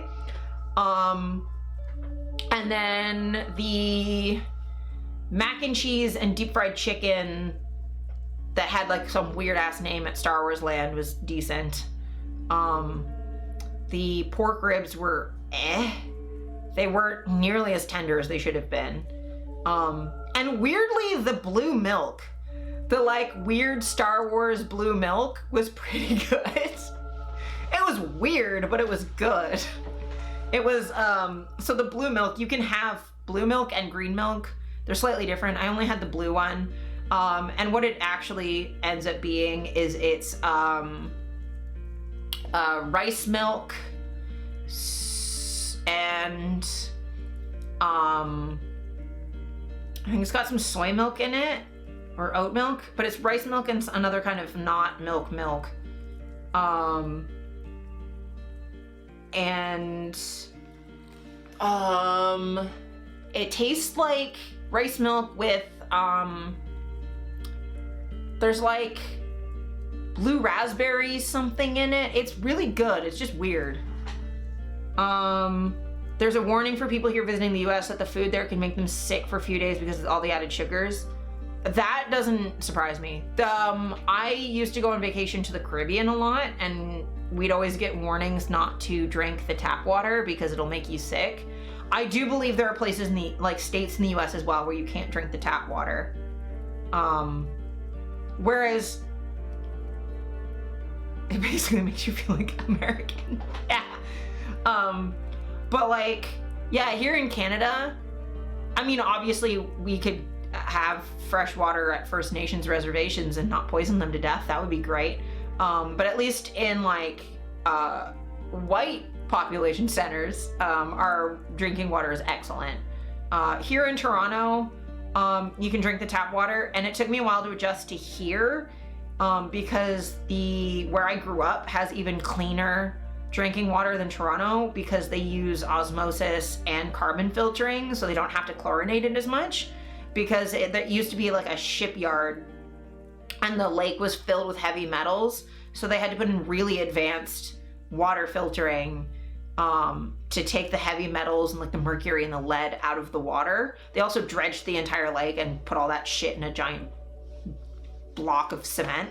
But yeah, the water there is so fucking clean that drinking even like clean city water tasted like drinking pool water for the longest time. But like I had to gradually get used to Toronto tap water, and Toronto tap water is excellent. Like it's better than any in the US that I've had. It's better than bottled. Like it's great. I have no issues with it. Toronto also, by the way, random fun fact that I learned at a cemetery tour. Toronto is where the first the first place that like tap water was like properly like pasteurized and chlorinated. So fun fact. Also another thing about like how Canadians and Americans their food is different is like Americans will look like, even here in Canada, people look at you weird if you say you eat like raw cookie dough or whatever. Normally get warned via letter if the water gets chlorinated because the smell and taste will change. People will throw out the water and complain elsewise. Yeah, well here it's chlorinated on a very, very minor level. It's just enough to keep it clean, and I believe there's fluoride in Toronto tap water as well. GTA has some of the best tap water in the world. Yeah. So here it's chlorinated to keep it very clean. But yeah, it tastes slightly of chlorine when you first have it. Most of the Great Lakes area, yes. Georgian Bay has like, that's where I grew up, that has like that used to have that heavy metals. That entire area has really, really, really good stuff. They chlorinate it over here if they want to clean the pipes. That makes sense. But yeah, like, but also you're usually getting your water from like, with Germany, that would be like what, the Seine River or whatever? Or the Rhine? I can't remember which of the rivers it is. There's like a big ass river. And then Germany's near the ocean. Groundwater normally? Okay. Okay, that makes sense. Because I think well water up at my old cottage isn't chlorinated because it's just straight filtered through the ground. So you're just drinking it straight from the ground. So that is filled with, like, my old cottage, all the taps would have like orange around them because the groundwater was so full of iron. Whereas, yeah, here this is from the lake. And then it's pumped to every house. So, like, I don't have a well. There's no groundwater that services my house. It's the lake down whatever fucking way it is. I can't remember.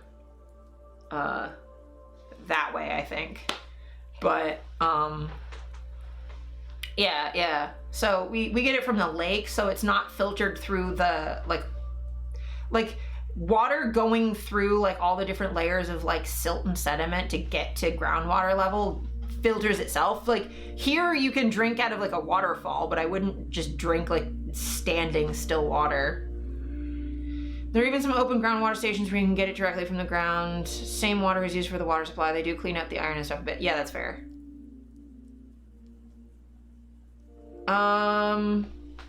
Yeah, I'm not sure what the regulations are. It must be provincial. Or it might be, like, one of those things, because, like, here in Canada, like, a lot of that stuff is, like, mixed between powers. So, like, you have regulations at each level depending on. Shit's complicated. Because we have, like, the Canada Health Act, but healthcare is, like, a provincial thing. It's complicated. But yeah, it's interesting because, like, I eat raw cookie dough every day. And I've never ever gotten salmonella. And then Americans are like, you eat raw egg ever? Oh my God, how are you not dead? It's like, I don't know. And I do know in Europe, you don't keep the eggs in the fridge. Which we have to. Tap water has higher standards than bottled water? Yes, it does. Though here in Canada, most bottled water is just tap water that's been put in a bottle, which is really annoying. A lot of our water gets, like, shipped out and it fucks with the water table. Grab them straight from the shelf. Yeah. Because you guys, so the reason that is different is because in Europe, you just get the egg from the chicken and then you just get given it. Oh, thanks for the follow. I appreciate it. But the eggs aren't treated, so you just get them. You can leave them until date X out of the fridge and then put them in the fridge afterwards for a few more days. Yeah, that makes sense. But yeah, so you just get the eggs. So, like, I believe you're supposed to rinse them before you, like, crack them or whatever. I can't remember. Eggs are uncleaned, like, really uncleaned. They sometimes have feathers or poop on them. Yeah, whereas here when you get eggs, you can lick them. Never rinse them? Oh, you never rinse them. Fair. Oh, thank you. Thank you very much. I appreciate that. Oh, thank you. Thank you. Say hi to your girlfriend for me. It was nice to see the two of you in here. But yeah, no, here in Canada, you could take an egg and just lick the shell because it's clean. They clean it ahead of time, but it means the shell's thinner because it's been cleaned. So it has to stay refrigerated because the shell is more, like, permeable. So yeah, but, like, you can also pasteurize eggs. Honestly, the scarier thing about eating raw cookie dough isn't the eggs. It's the raw flour is actually more dangerous. But yeah, there's, like, a membrane and stuff. And here they're washed. But yeah, Canadian egg products are often pasteurized as well if they're, like, commercially packaged and you're not just getting, like, an egg. Raw minced meat dishes over here really tasty. Yeah, that's fair. I've had beef sashimi before here in Canada. It was at, like, a Japanese restaurant, so, like, I trust that a little bit more than just, like, randomly. People from the US get panicked. They do. The idea of, like, undercooking food, like, freaks them out. But, like, I mean, I like steak, like, rare. Like, as rare as the chef is comfortable cooking it, honestly. And like, I've had beef sashimi. It came out and it was cold. I've had beef tongue before. A lot of Americans freak out about that sort of thing too. I don't care. Or like, there was a period where, because I couldn't eat solid food for a really, really long time, it was like a year and a bit. Careful with chicken. Yeah, you gotta be careful with poultry. But I was considering getting pig's blood and using that as a substitute for eggs so that I could have more iron in my diet, because there's really not a lot. And people were really weirded out about that. And I'm like, blood sausage is a thing. I'm just using it to make cake instead. It's not.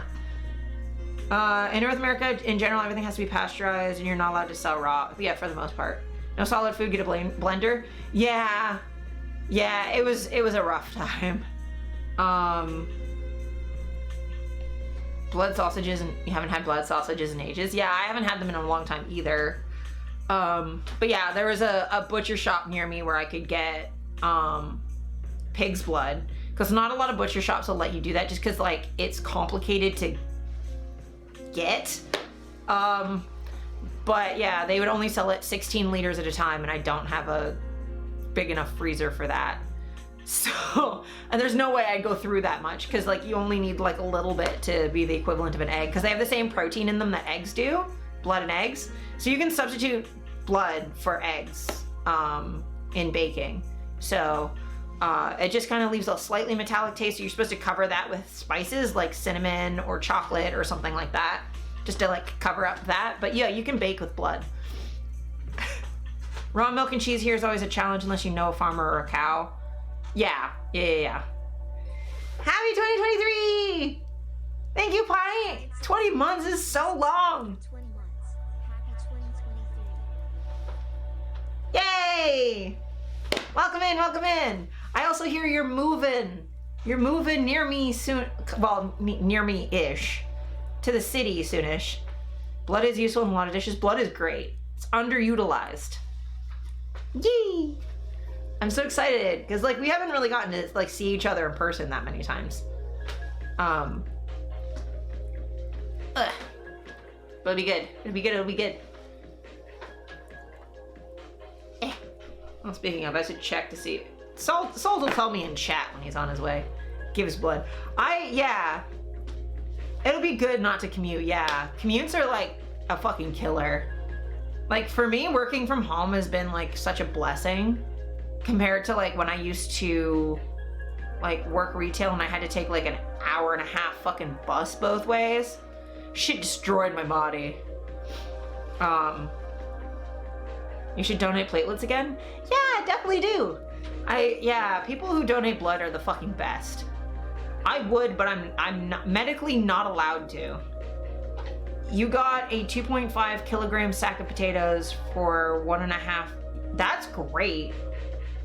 That's actually fucking incredible. My dad had something like that this fall. He got a bushel of apples for 20 bucks because they were seconds, so they weren't like perfect. A lot of them had like they had like a bruise on one side or like a little weird thing on them. But my dad and I, when we go hiking in the fall, we'll just eat apples off the ground. Can't donate blood because I would need to go to the hospital and need a COVID test. Yeah, here we don't need COVID tests to donate, which is silly, but at least if you are doing like rapid tests here are free. But yeah, potatoes are incredible. Apples are also great. And my dad got like $20 for like a bag almost the size of me full of apples. And he made a shit ton of applesauce and pies, and he gave me a shit ton of them. It took me like 2 months to go through all of them. But I love apples. And they were all Macintosh, so they were really nice. Then the Macintosh harvest was really good this year. Last year they were all really mealy and weird because fucking climate change means the apples are funky. But the cold snap happened at exactly the right time this year for the apples to get good, so. apples are like my favorite thing. They're like the only plant food that I cheat on and eat because I'm normally not supposed to. And yeah, 2-hour commute sounds like the absolute fucking worst thing of all time. Apples are the fucking best. Apples are great. My favorite dessert is my dad's apple crumble pie. It's so fucking good. And like, Salt can also like speak to this because like Salt was saying he really doesn't like apple pies because they're really gooey, but my dad's isn't that gooey. It's more like, yeah, it's not that bad. Is that why all the apples have been delicious this season? Yeah. Except for Red Delicious apples suck. I just moved towards my work at some point because of shit like this, and now I have a home office. Yeah. Yeah, I mean, I partially moved downtown for work reasons, but I also just need to be close to hospitals. Me being within like a 30-minute drive of a hospital is incredibly important to me. I think I'm even closer than that actually, but yeah, no, I need to be near a hospital. Just in case. Because I'm at risk for some weird health things. Like, here, no, you love it when I drop this random shit on you. Did you know I'm at high risk of my heart just suddenly exploding in my chest and then me suddenly dying? I have to get a checkup every 18 months to make sure my heart's not exploding slowly. Because yeah, the aorta can just kind of burst off of my chest, or off of my heart, and then I just start bleeding in my thing. I wrote you in a message in Twitch. Sorry for my English. Oh, no worries at all. No worries. I mean, if you speak 2 languages, you're already better at language than I am. So, like, absolutely no worries. I'm sure you're massively intelligent in your native language. And because I sound like a fucking idiot when I try and speak any language that isn't English. I have, like, the mildest ability to speak Japanese. Hi, Alice. Hello. How's it going? Do you want a fit check? I got a fit check again because there's new people. Look at my suit. Look at my suit. Look at how handsome I am. I'm handsome.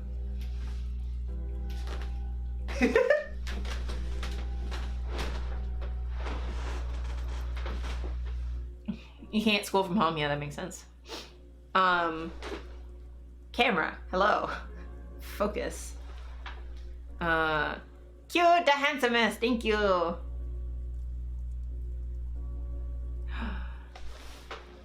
Also, there's a droid.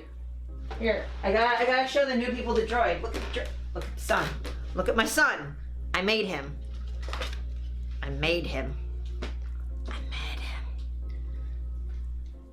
Can you put this suit on and be Al Qadisra for a bit? Yes. Look at him. Look at my little man. Look at my man. Anyway, he's off now. He's turned himself off.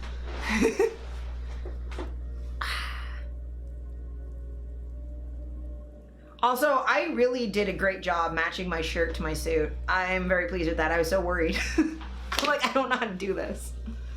Boo boo boo. Do do do. Do do do. Also the game room, if you wrote a message and I didn't see it, feel free to like repeat it in chat because I may have missed it. You look like a professor that gets dragged along on a life-changing quest in the wilderness, and I mean that as the highest praise. I take that as the highest praise. I definitely was going for like a dark academia sort of vibe, or like my inspiration for this look, right, is A, 1970s queer.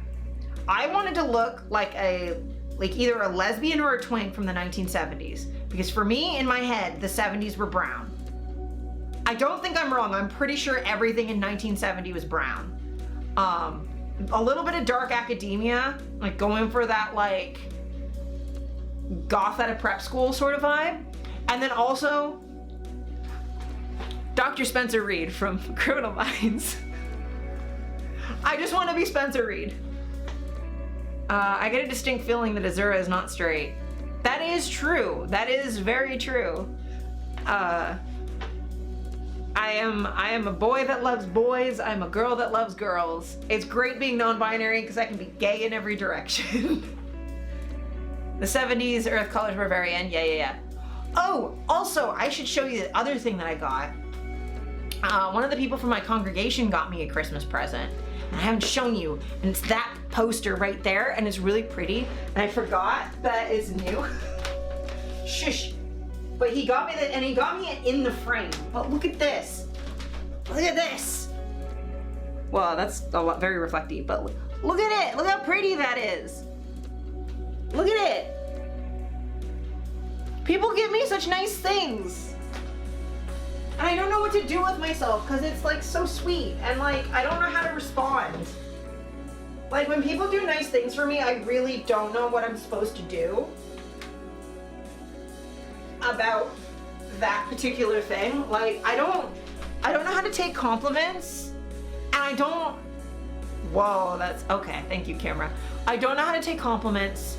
And I don't know how to like express gratitude. I'm autistic, so like expressing myself is complicated. But like people have been so nice to me the last little bit, and I don't know how to cope with it. I gotta take this jacket off though, because I am actually starting to melt. So I'm gonna like fully Spencer Reedify it and just be like, button up, tie, no jacket. Because I cannot with the lights anymore. I can be an asshole if that helps. Excellent. We've got an asshole, and now we need a dick and a pussy. And then we've got the trifecta. I need to stop talking. Who gave me a mic? Who did that? Who gave me permission to speak on the internet? Okay. So I have to like reload my arms like I'm, what's his face? The Witcher. Okay. But yeah, this shirt is also really nice. I really like this shirt. I don't wear button-ups nearly enough. Now that I have top surgery, I'm just gonna like fucking be Spencer Reed. Spencer Reedify, exactly. Like, I mean, come on. Do I not look like that tiny little twink boy? Do I not? I look like if Spencer Reed had an ass. Cause he doesn't. I've been binge watching Criminal Minds the last little bit. That man is very much my type, but he does not have an ass. That's like the only thing. He has no ass cheeks. That's like if a plank of wood had like a personality. But I love him. I love him so much.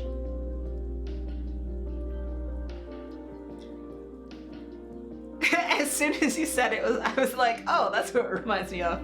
Yeah. Exactly. Iconic flat ass, yeah. Whereas like, I am nothing but ass. Like, look at that. Look at that butt. I am like 95% butt. Like quite literally, who in the fuck is Spencer Reed? Sorry, note. So he's from an American TV show called Criminal Minds, and he is a FBI agent in the behavioral analysis unit, and he is an autistic coded super genius twink who is also a nerd and gets bullied a lot, and he is very cute. Let me see if I can find a picture to link in chat, because he is very cute. Specifically, he's very cute when he has longer hair, because they've given him some really shitty haircuts a couple times.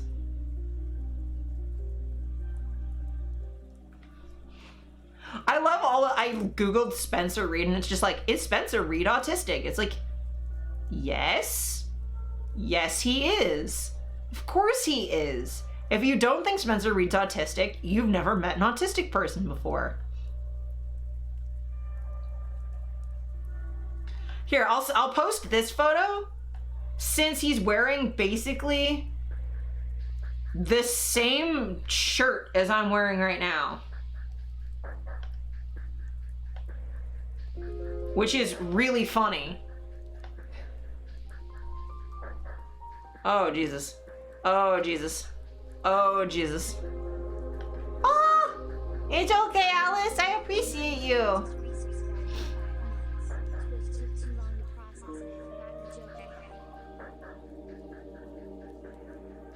You're being climbed by a cat? That is incredible. But yeah, so this is... That is Spencer Reed wearing this shirt. Something, something, not for free, something, something. I appreciate you, Alice. One of your profs asking me, are you autistic? I mean, fair. Fair for fair. I mean, I'm autistic. So if anyone ever has questions about autism,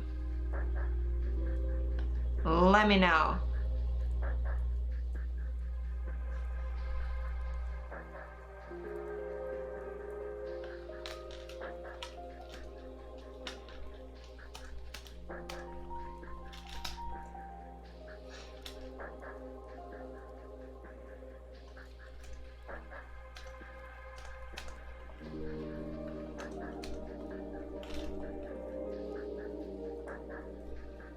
Kate forgetting a joke that you're waiting to write. That's fair.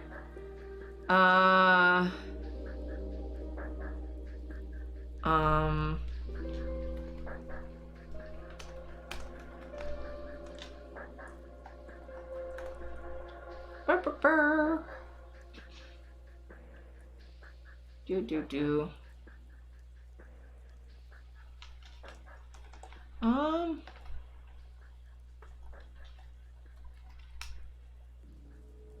I don't remember any of my bot commands. Yep, no, I don't know any of my bot commands. Maybe my bot is just broken also, because I do have a bot, I just don't remember. I have Nightbot, and it doesn't work. Sorry, someone's in my whispers asking me a question. I was trying to figure out some stuff, but... Yeah, is it just straight up not working? It might just straight up not be working. You can add BullyBot, but I do not think that helps. Yeah. Yeah, Nightbot's just not working for whatever reason. It might also be because bot is just broken. Yeah, I haven't streamed in like a bajillion years, so... You don't see Nightbot connected? It may have just disconnected itself because I haven't streamed in 3 months.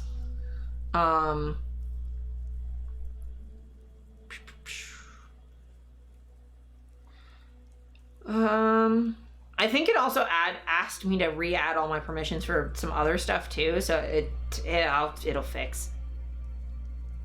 That does explain why my bot hasn't been putting random messages the way it's supposed to. But let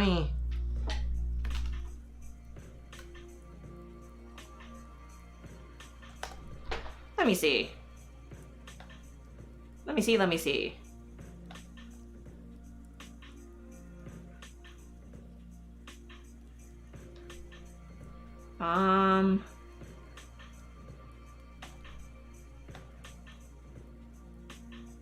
There we go.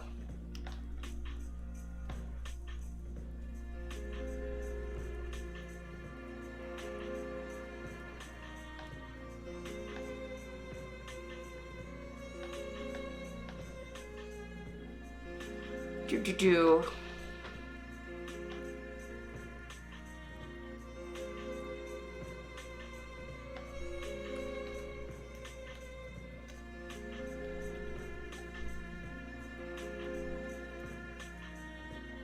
Yeah, there we go. Also, yeah, sound alerts aren't really working. There we go. I fixed it. And then where are my sound alerts?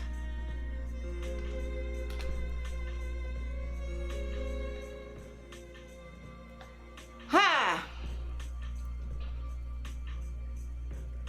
There we go. Do.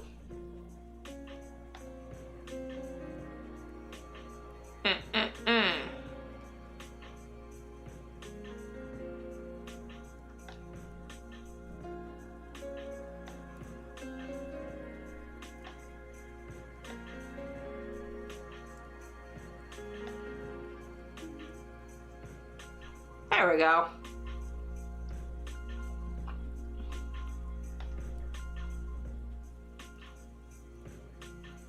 Do. There. Is that all working now? I think I fixed it.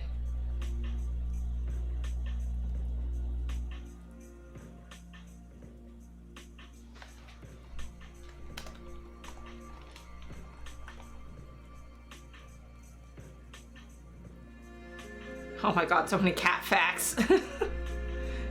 There we go. Pronouns. Everything's working now. Everything is working now. I think.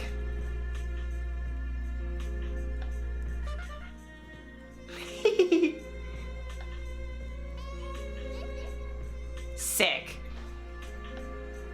I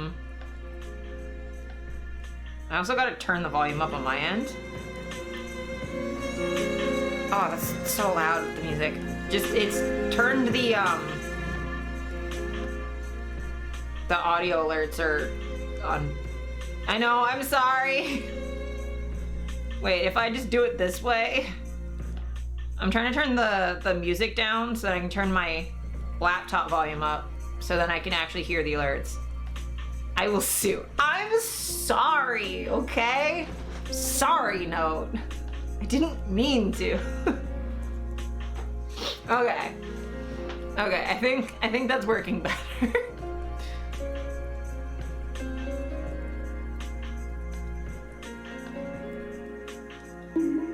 Yeah, there we go. Sorry as admission to guilt. See you in court. Hey! Hey, how dare you? How dare you?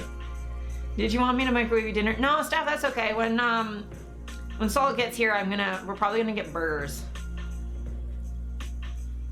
I don't know if we're gonna walk to get burgers or order burgers, but I think we're gonna get burgers because we were talking about burgers and now I want a burger, like really badly. Could you get me more water though, actually? Because I need to probably hydrate more. And I am empty. So water would be nice.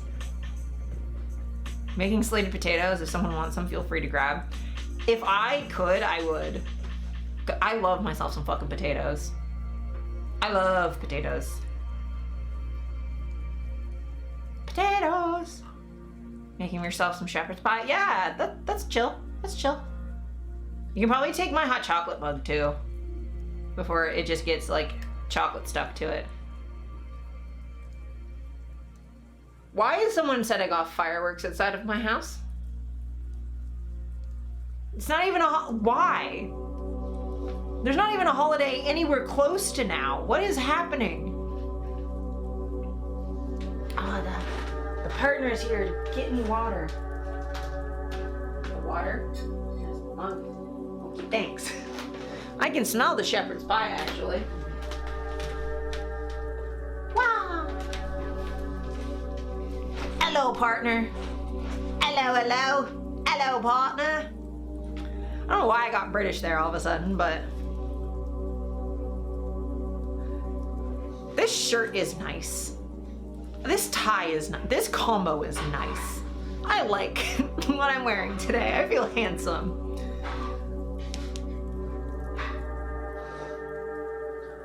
Yay! Nightbot is just doing stuff because it's the 24th day of Christmas. You shush, Eshep. You shush. Speaking of Christmas though, a friend of mine just got me like 15 fucking pairs of like Nightmare Before Christmas socks, which is great, except they're more Christmassy than they are Nightmare Before Christmas. Like there's no like Halloween Town stuff. It's just like Sandy Claus and like Sally and Jack wearing like Santa hats and shit. And I'm like, I mean, I'll wear them, but like, what? And the funny thing is, like, I normally fucking hate Christmas. Like, I like doing stuff with my family, but I worked retail too long to not, like, I hate Christmas music. Unless it's, like, classical or jazz, I hate it. Thank you, honey. It's water now. It's water. I'm gonna drink all this really fast, and I'm gonna really need to pee.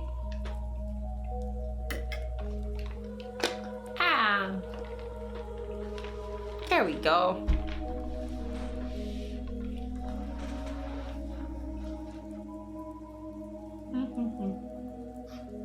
I don't know what's up with me today.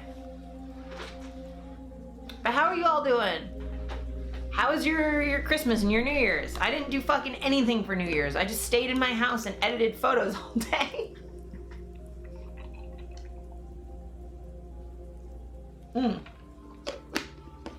Editing photos is like 90% of what my life is, honestly.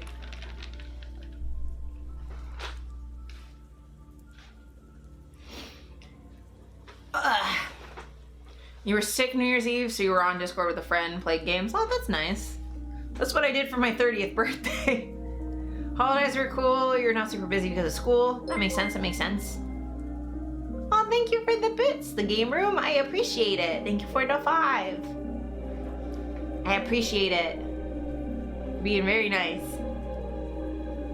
Yeah, my holidays were good. Did a bunch of like jigsaw puzzles with my parents. Ate a lot of food. And then my parents hadn't seen Mandalorian, so we watched season 2.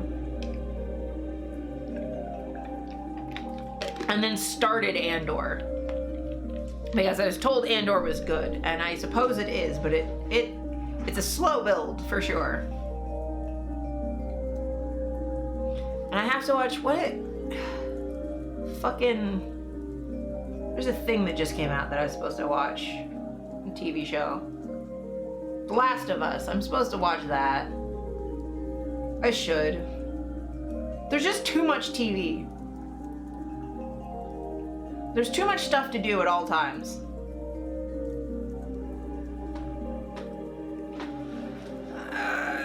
Puzzles, yeah. We did like a really complicated one. It was a like lighthouse on like a rocky coastline with like a bunch of like dark blue ocean and then blue sky. You're working your way through Sandman? Sandman was so good. I hope you're enjoying it. How far in are you? Because I don't want to spoil you anything. I'm not going to discuss any plot stuff, but I don't want to like bring up characters if you haven't seen them.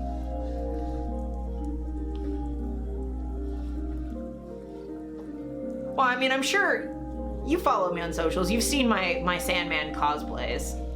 I'm sure. You're in episode 4, but I am spoiled. Oh, okay.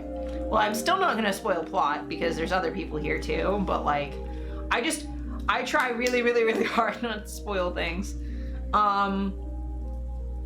But I have I've cosplayed Desire and I cosplayed Lucifer. Because of course I did. Cosplaying Lucifer was really fun. Like figuring out how to make my long ass hair be like that short bob was like kind of complicated. And it took me like an hour to pin it all up, but. And I found such a good studio to shoot in. I can't really afford to shoot in studios that often, but I do it occasionally.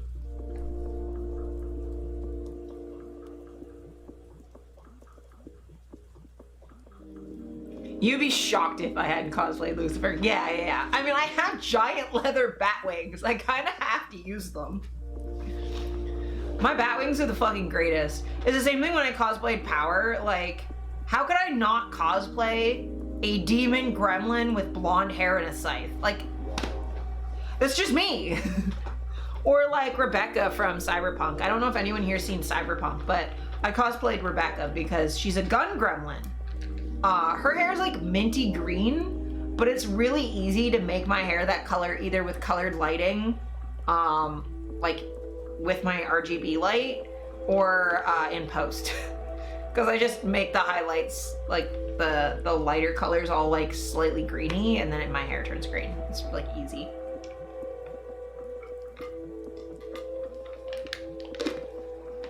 But yeah, I've decided this year I'm not making any new cosplays.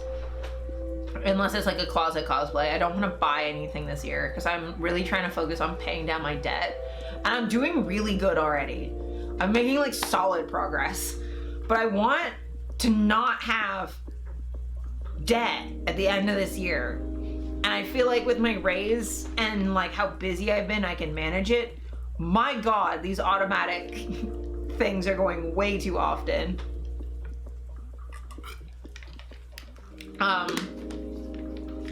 But yeah, What cosplays am I doing like coming up? I don't think I have anything like planned. I'm doing like a revamped Shigaraki that I just shot. So I've got a new toga thing. I'm doing Alice in Wonderland soon. With like, I bought an apron, but I just kind of needed an apron anyway, so I got a nice one. So great goal, thank you. Yeah, I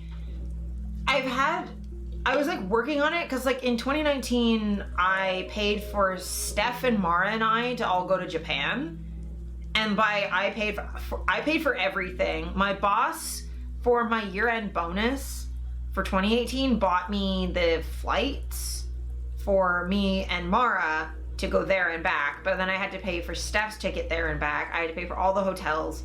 I paid for everyone's bullet train tickets both ways because we spent half the time in Osaka. I paid for both hotels. I paid for Kobe beef, like full 7-course meal for all 3 of us. I paid for almost everything for a trip for 3 people for 10 days. So it was a lot financially for me. And I was like, it's a once in a lifetime thing. I will just pay for it. It's whatever. I can pay that down eventually. And I was making good progress, and then the pandemic happened. And then it ballooned again because I couldn't work. And Serb, while incredibly helpful at keeping me from being homeless, was less than I would be making before. So my debt just kept increasing. Because I had to keep paying for medical stuff. I had to keep paying for like expenses for photo shoots and things, and ordering things in was more expensive, and I had to pay for more painkillers because my body hurt because I wasn't going anywhere. So like my debt ballooned, and then, you know, I was making good progress, and then I had top surgery, so I had to take 2.5 months off work. So not working for that long. And then also I had to pay for Steph because Steph wasn't working for like a month because Steph was taking care of me. So it was just like a lot of like, I'd make good progress and then something big would happen, and then I'd build up more debt again. So school is gonna be a lot of money, especially after being off EI for 6 months. Yeah, that's a big expense.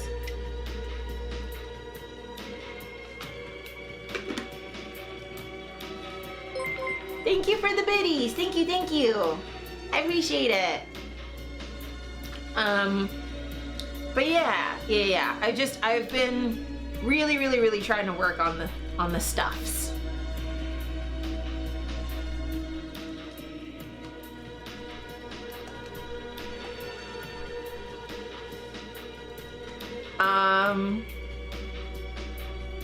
But yeah, so I'm hoping.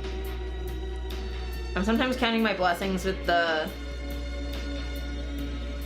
focus comment. Okay. I can't translate that.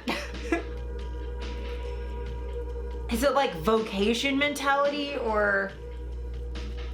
Yeah, like I took German in university, but I took an intro class and I was extremely depressed. So I didn't grasp much at all. I didn't remember any vocabulary, and gendered nouns can suck my dick, but I remembered grammatical structures more than anything. So like word order and like how to conjugate things, and that was like 14 years ago, so I've forgotten even that at this point.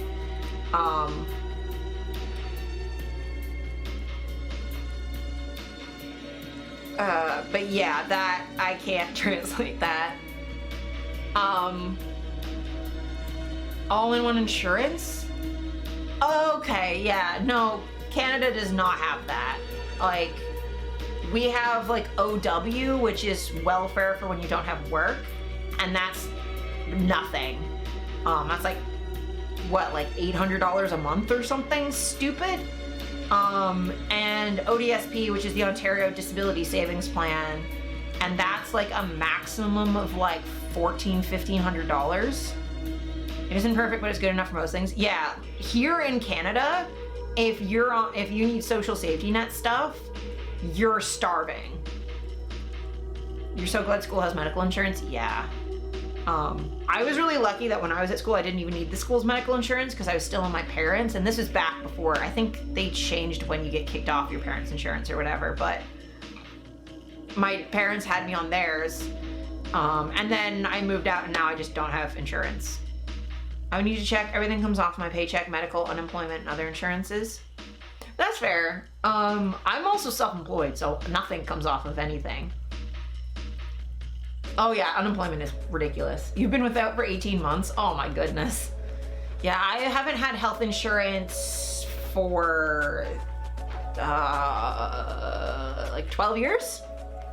Like I have like OHIP. So I have the public insurance, which covers like doctor's appointments for most things, emergency rooms. It covered most of top surgery. It covered me getting my fallopian tubes removed. It covers like a lot. And then I also get, so OHIP doesn't cover vision or dental, but I do get vision covered because OHIP will cover certain vision care for people with certain conditions. So because I have EDS and I'm at high risk for like retinal detachment and some other stuff, government insurance wouldn't cover your allergy treatment, which is the big expense. Oh, okay, yeah. Yeah, for me, OHIP doesn't cover physiotherapy, massage therapy. It doesn't cover my canes, my cane tips. It didn't cover my wheelchair. It only covers half of my knee brace, which I need to get an appointment to get a new one because since COVID, I've put on a lot of weight.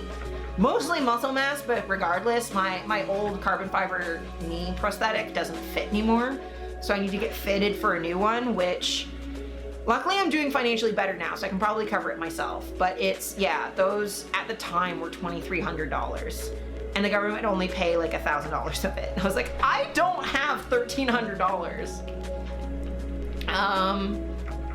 I needed to pay health insurance outside my paycheck for some time to save money. It was like $120 a month. It has important things on it, just not glasses, teeth to a point. Yeah. Oh, okay, yeah. No, here in Canada, you have to, it depends on what job you have because some jobs have benefits and some don't. It's pretty much only for full time. Thank you, thank you. Thank you for the biddies.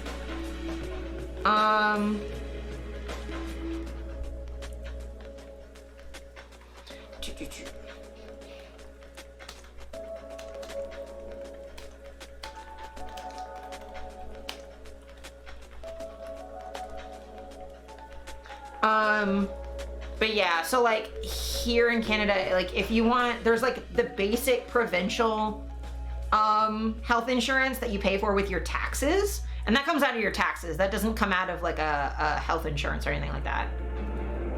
My stuff would be covered by extended drug coverage, but Ford says I'm too old for that. Oh, gross. If you make more than 650 euros a month over here, you are insured by paying some of your income. Everyone has the same coverage, but it's said there are special arrangements for people who need it. Yeah, that's fair. Here, if you're disabled, you're shit out of luck. We have like the provincial governmental stuff that comes out of your income taxes, which you technically don't have to pay if you're low income enough. You just don't pay for pretty much anything.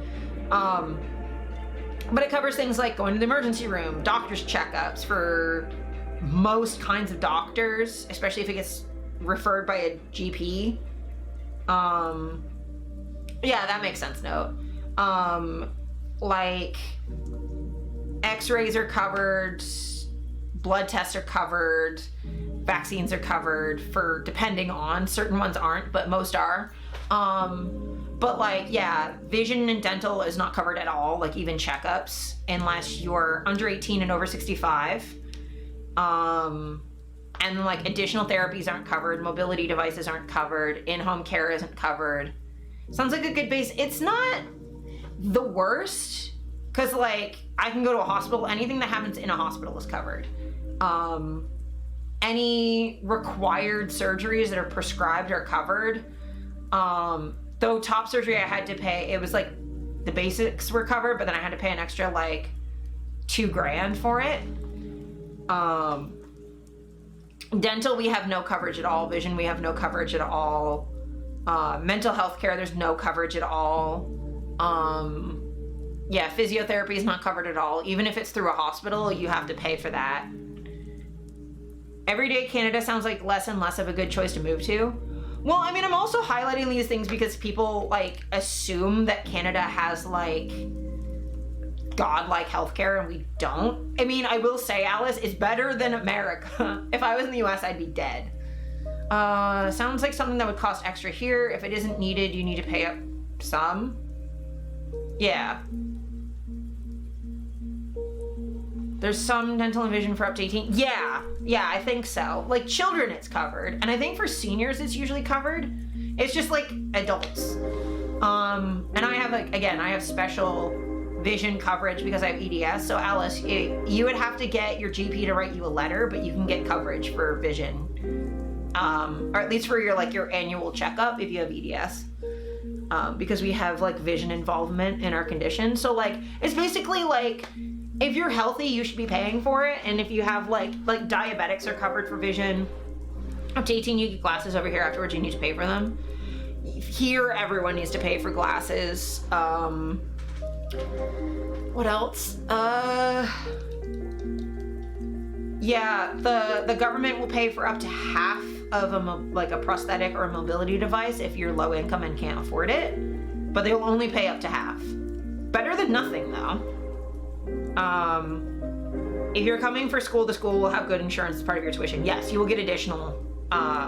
So like a lot of places here, if you work full time, you also get workplace insurance, which will add drug coverage because here we don't have that. But you will get more stuff. Like most people get additional insurance on top of that cover the like extra stuff. And most of that covers vision, dental, and mental health care, like that sort of stuff. There are very little places that are perfect. Those of us on the left will always be pointing at the problems in places because we want to see things get better and not regress. Yes, exactly. Yes, exactly. Like, I can say simultaneously, the healthcare insurance, like OHIP, has saved my life repeatedly here in Canada. Like, if I lived in the US, I'd be dead. If we didn't have what we had, I'd be dead. And also there are some parts of my care that would have been better if they could have been covered. Because for me, I just went 3 months between RMT appointments and I stopped being able to sleep because my back hurt so bad and started getting shoulder problems again because my muscles get so tight. I have to have that. I have to have physiotherapy every week or else my body falls apart. Like there are certain things that I just have to have that aren't covered. There's medication I need to eat. There's a pill that I take that stops me from my lungs collapsing. That's not covered. I'm lucky that my pills usually are like between $30 and $70 a month, depending on when I'm refilling them, because I take them less than I'm supposed to. Have I tried gaffer tape? Unfortunately, I'm like hyper allergic and sensitive to adhesives, so I can't use any tape for anything. Like there is actually like KT tape or whatever for like taping joints, and I can't use it because it just rips my skin off. It's awful.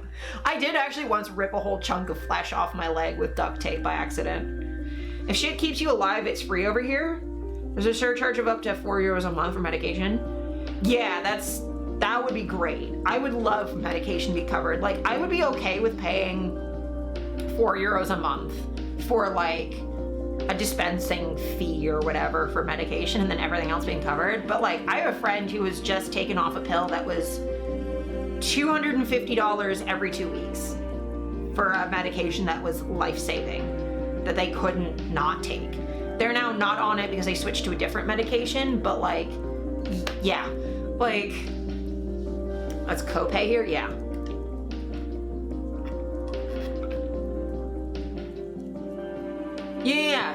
Yeah, if you can't pay, you're fucked. Yeah, that's a thing. Cause like, that was the case for me too when I had, my stomach stuff. When my stomach shut down and I couldn't eat solid food anymore, me and my doctor were working at like a treatment plan for it. And she's great because she'll like try and work with you to what's like possible within your budget. because we sat me down with a dietitian and we're like, okay, here's what we can try and do to like make sure you're not malnourished, but like I couldn't afford some of the things I would have needed to be healthy. So like I was anemic, and like the only solution they could give me for like preventing me from getting severe anemia, because I couldn't afford meal replacement shakes like Ensure as much as I would have needed, was like, yeah, just eat as much chocolate as you can handle and don't drink water. I wasn't allowed to drink water for like 2 years, 3 years. It was weird. It was very weird. Like this would have been not allowed because I needed to have as many calories as possible. But I will say, like, there's no generic because of capitalism. Yeah. And like allergies are so difficult. But like, I will say at the very least, like if I was malnourished and ended up having to be rushed to the hospital, they would give me IV nutrition for free. Generic, so a generic is like, so you can get the brand name like Tylenol, which costs more money, but if there are certain kinds of medication where because of copyright things, you can't get a generic version, but for some of them you can. So you get basically like companies will make versions of a medication that aren't the brand name, which is then cheaper. But yeah, it's weird. So like the difference between Tylenol, the brand name, and acetaminophen, the generic version, which you can get like the drugstore version or like whatever, like that's kind of the jam.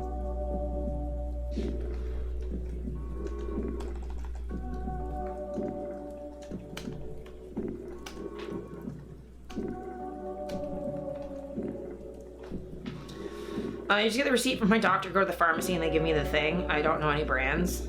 Yeah. The generic version of my estrogen vials costs 8 times less than the brand, which is all that was available for a while.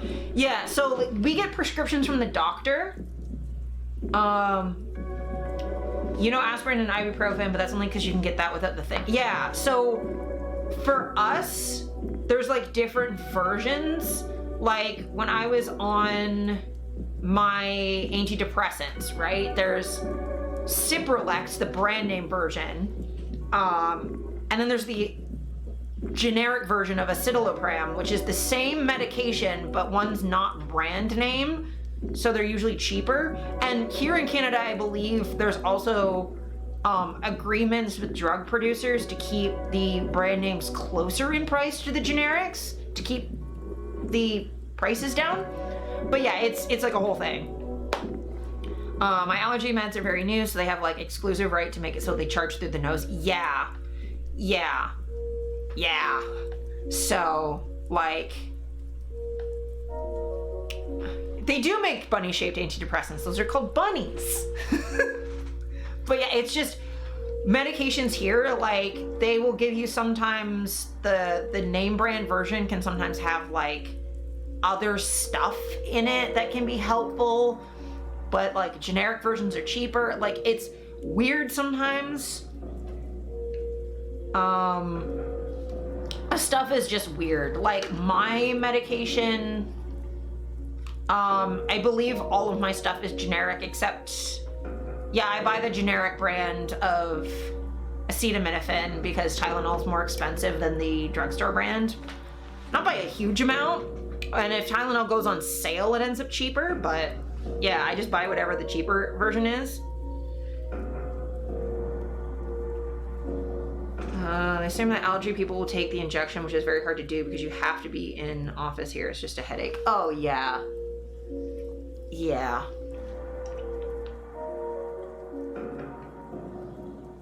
And people with allergies can have needle phobias too. Like, I just don't understand.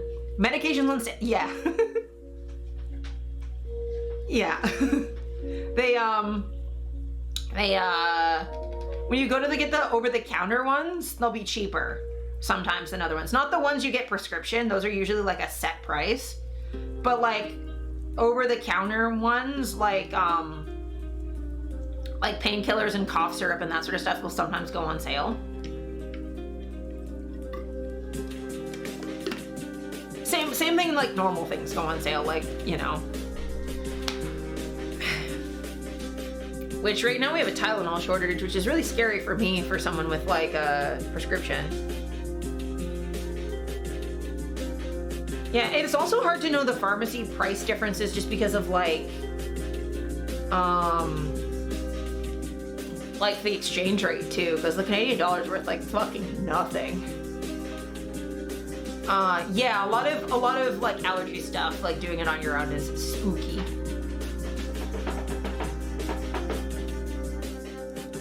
Brr. But yeah. 1 euro is about $1 US. Okay, so 1 euro is about like $1 Canadian would be like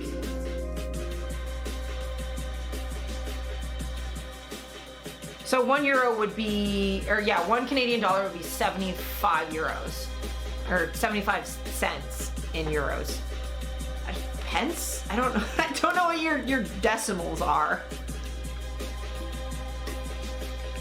0.75 approximately, because the Canadian dollar is not. Okay, yeah, but regardless, the Canadian dollar is worth less than the American by like a considerable amount. You're finally done work? Yay! So you come in here, come in here, come in here. Did you want to like get burgers together, or did you want to pick some up on the way here? Oh, okay, yeah, no, here in Canada, pharmacies are like in a store.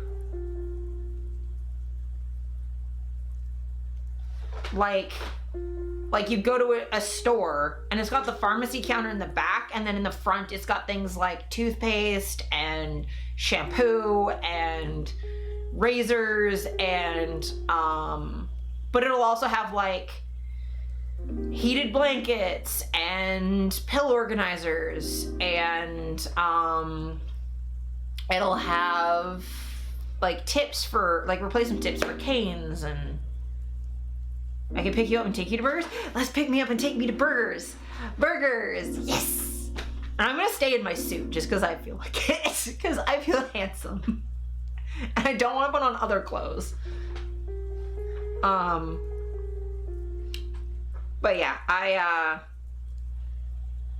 only a few like grocery stores have pharmacies here. Yeah, so like yeah, you can send an image. I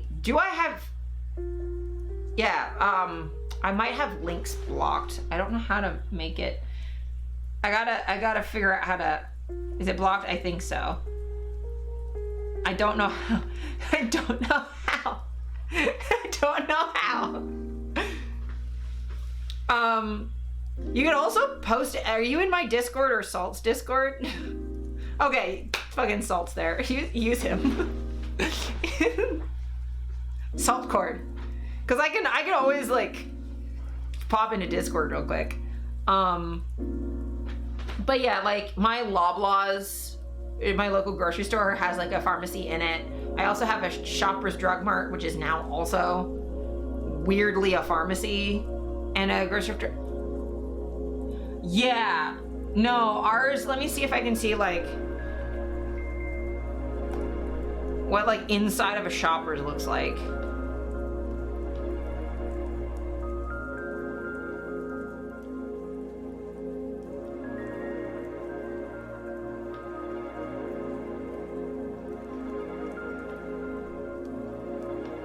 So, it is hell, yeah. So, like, that's kind of what the inside of a Shoppers Drug Mart looks like. So you can see the pharmacy table at the end, but then there's just, like, food. And they also usually have, like, a makeup counter, too. Like, weirdly enough. And a post office, yeah. Okay, so I'll see you soon. That looks weird. Yeah. It's like a convenience store, grocery store, pharmacy, all jammed together. See, you like the post office idea. A post office being in a regular pharmacy isn't so bad. It being inside of a Shoppers Drug Mart is a pain in the ass because the ones that are inside of a business don't have the same price regulations as publicly owned ones. It's like a weird franchise thing. And it also meant during COVID, we had to walk by people getting COVID tests to get our mail. It was really irritating.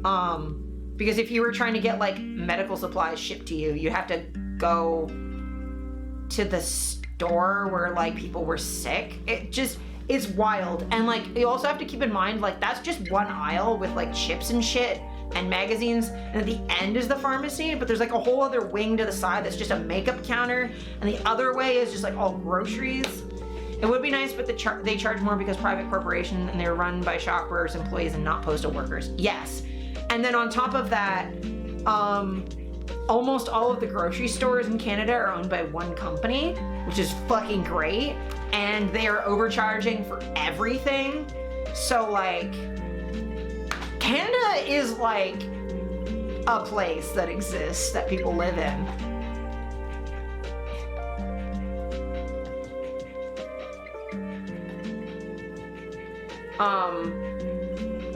But yeah, like it being at like the German idea of a pharmacy where it's just like that's a place you go to get things you need is like fine.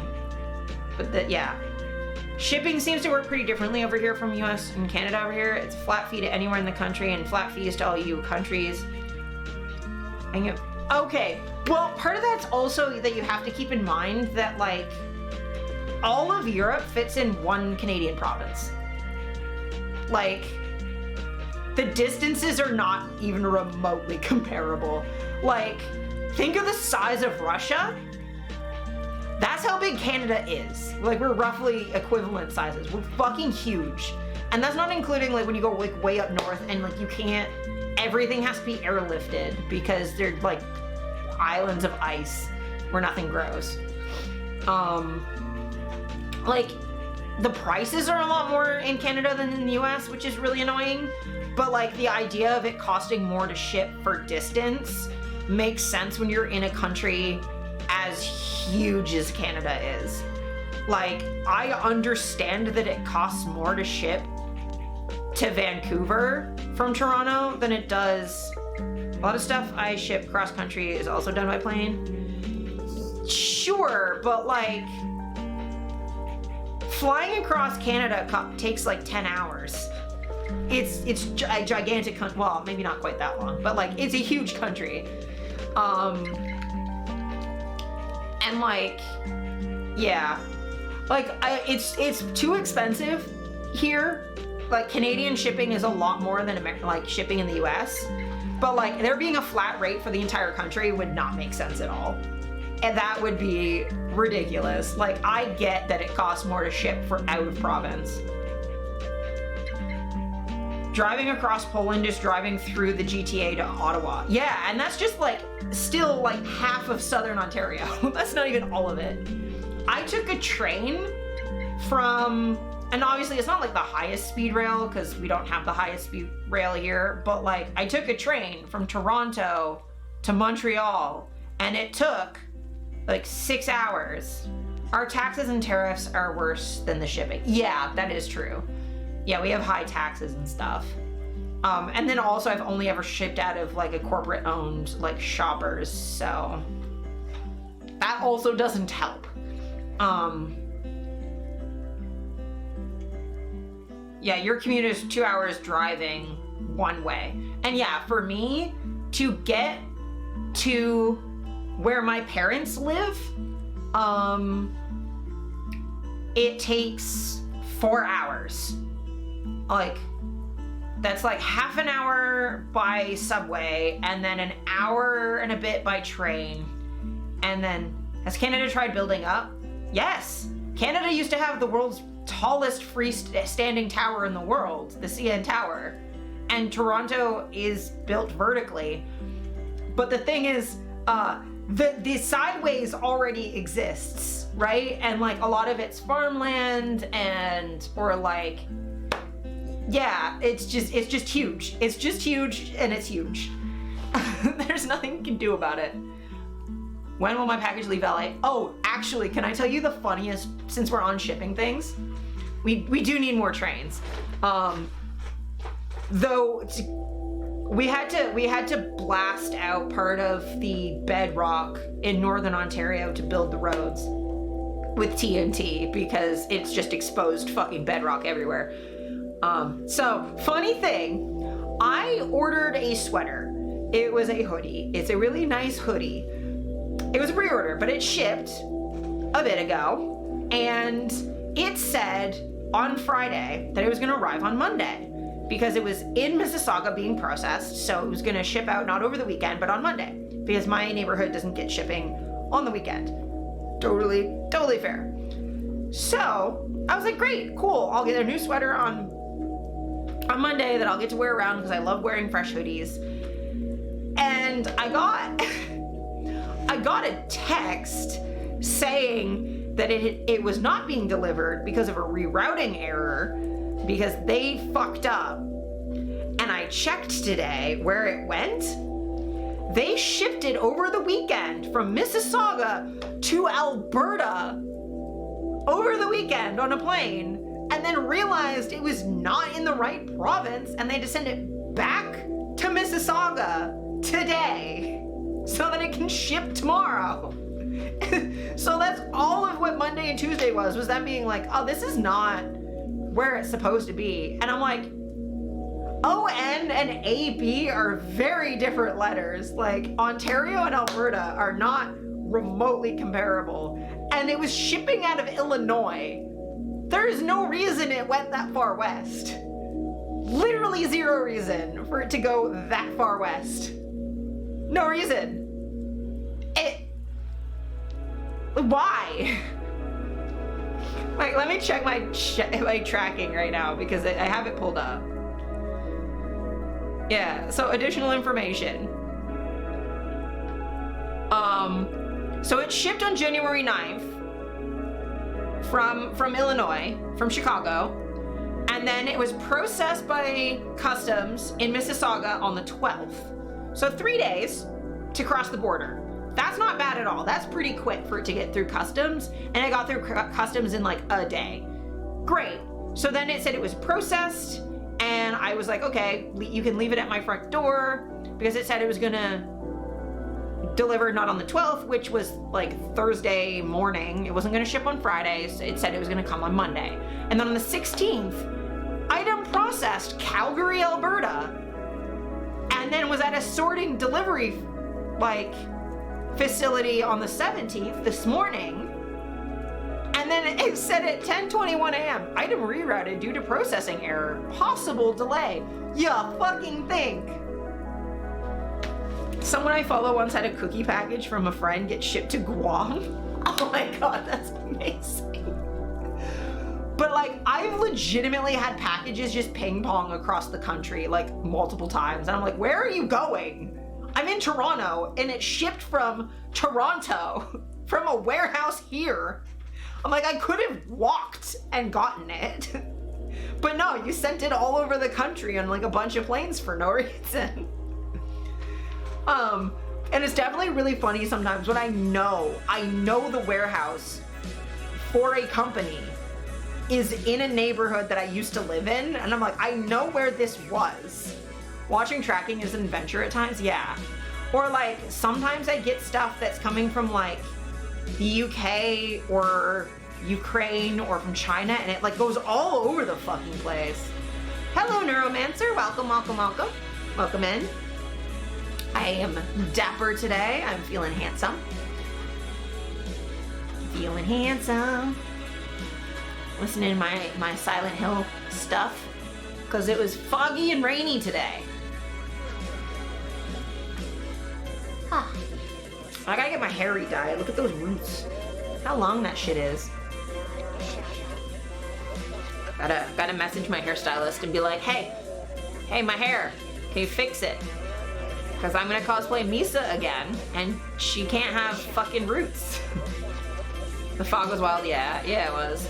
It was really nice though, because I got to, like, I shot earlier in the day today. Like, we had to be at the studio for noon. And, yeah, so we got to go through the fog. It was raining really hard, so I had to be really careful not to get my hair wet. And then when we came out, we were gonna transit back, because I like to Uber to stuff so I can just be in my wardrobe and not have to worry about changing at the studio because it takes so much fucking time. And I don't want it to get ruined on the subway because I'm paranoid. But like we walked back and it was foggy and beautiful and it wasn't really raining anymore. It was just misty. It was really pretty. Not the greatest for my hair. My hair does not like moisture, but I can only get my hair wet like so many times in a week. I'm only allowed to get it wet like twice. My hairstylist had to yell at me because I used to like shower 3 times a week, and she was like, "Could you stop doing that? You're ruining your hair." I was like, "Oh, I thought I was being clean." But no, I was damaging my hair. Damaging my hair. So instead, I shower twice a week. And I'm not gross because my skin really does not like showering more than that because I have sensitive skin and I do not have functioning sweat glands. So I shower as much as I can, and that is not often. And I also pass out if I get slightly too warm, so I can't really shower that often. Because cold water makes everything hurt, and hot water makes me feel dizzy. The sensitive skin is a mood, yeah. Oh, another thing that I can update you on that's really funny. Washing too often isn't good. Yeah, you scrape off all your natural skin oils and like the good bacteria that protects you. There's like a good amount.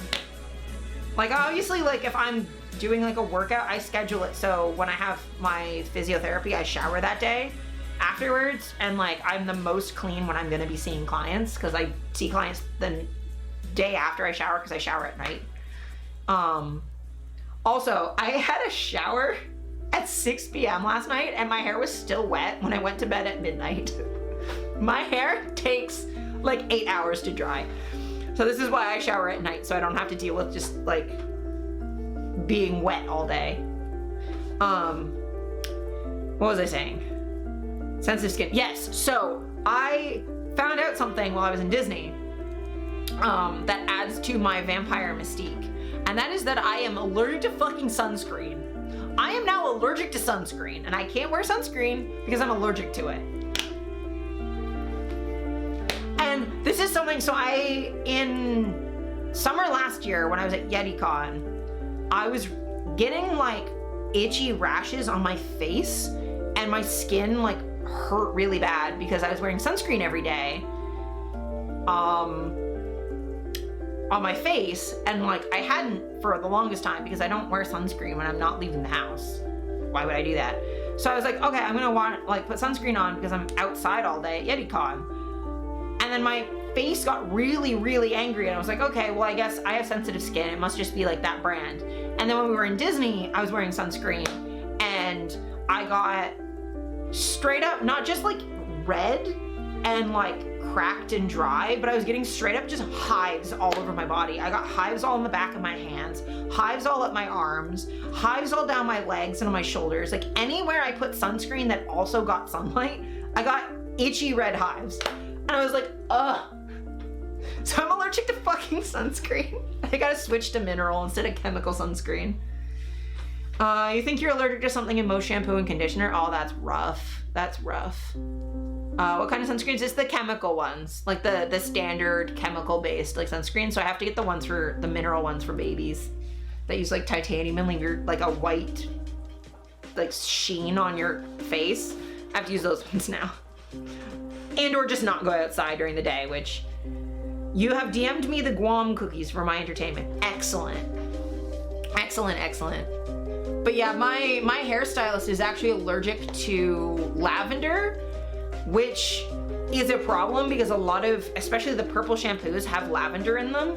A lot of shampoo has lavender, a lot of conditioner has lavender, a lot of scented products in general just have lavender in it. And she's like highly allergic to it. So like, first of all, you're not supposed to wash your hair before you get your hair bleached anyways, because you need to protect your scalp with oil to keep it from getting burnt with the bleach. But additionally, I don't wear any scents or anything. Lavender's everywhere, yeah. We mostly switched away from the chemical ones eventually anyway. Yeah.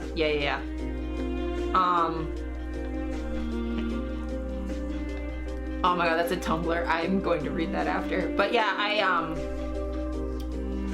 I like, I apparently, there's no sense in Canada. It's true. But yeah, it's apparently if you have a nickel allergy, you can develop an allergy to sunscreen. Just like people with nickel allergies just get allergic to fucking just everything. And I have a nickel allergy. I started when I was younger. I used to be able to wear cheap jewelry for like 2 weeks, and then I'd start to get like hives on my neck if I was wearing cheap necklaces, or like my ears would, like if I wore cheap earrings, my ears would get itchy after like a week. And it's now to the point where if I wear cheap jewelry, I get hives within an hour. So I can wear cheap shit for like a photo shoot. Like I'll put them in just as we're gonna start shooting, and then I have to take them out right at the end, and then my ears will just be itchy for like 2 days. They won't get like hives or infected, but they will get itchy. And I used to not be able to wear belts because the belt buckles would rub on my belly and give me hives. Like I used to get just like this whole section of my stomach would just be like red all of the time and like cracked because it would just constantly have hives. But now that I wear boxers all the time, I can pull my boxers up and protect my stomach, because it's not like I can tuck shirts in either, because with my waist to hip ratio, things don't stay tucked in either. So like, I've just had to figure out how to either not wear belts, or if I wear pants where I have to wear belts, I have to wear boxers so I can pull them up, because girl underwear doesn't cover enough. Same thing with some jeans. The buttons on jeans, I can be allergic to the bit at the back that touches your skin. It's a pain. It's a pain in the ass. I'm allergic to fucking everything. Like, so many times I'll like go to buy stuff and I'm just like, I have to look up what metal it's made out of, and odds are I'm allergic to it. It's the worst. It is the worst shit.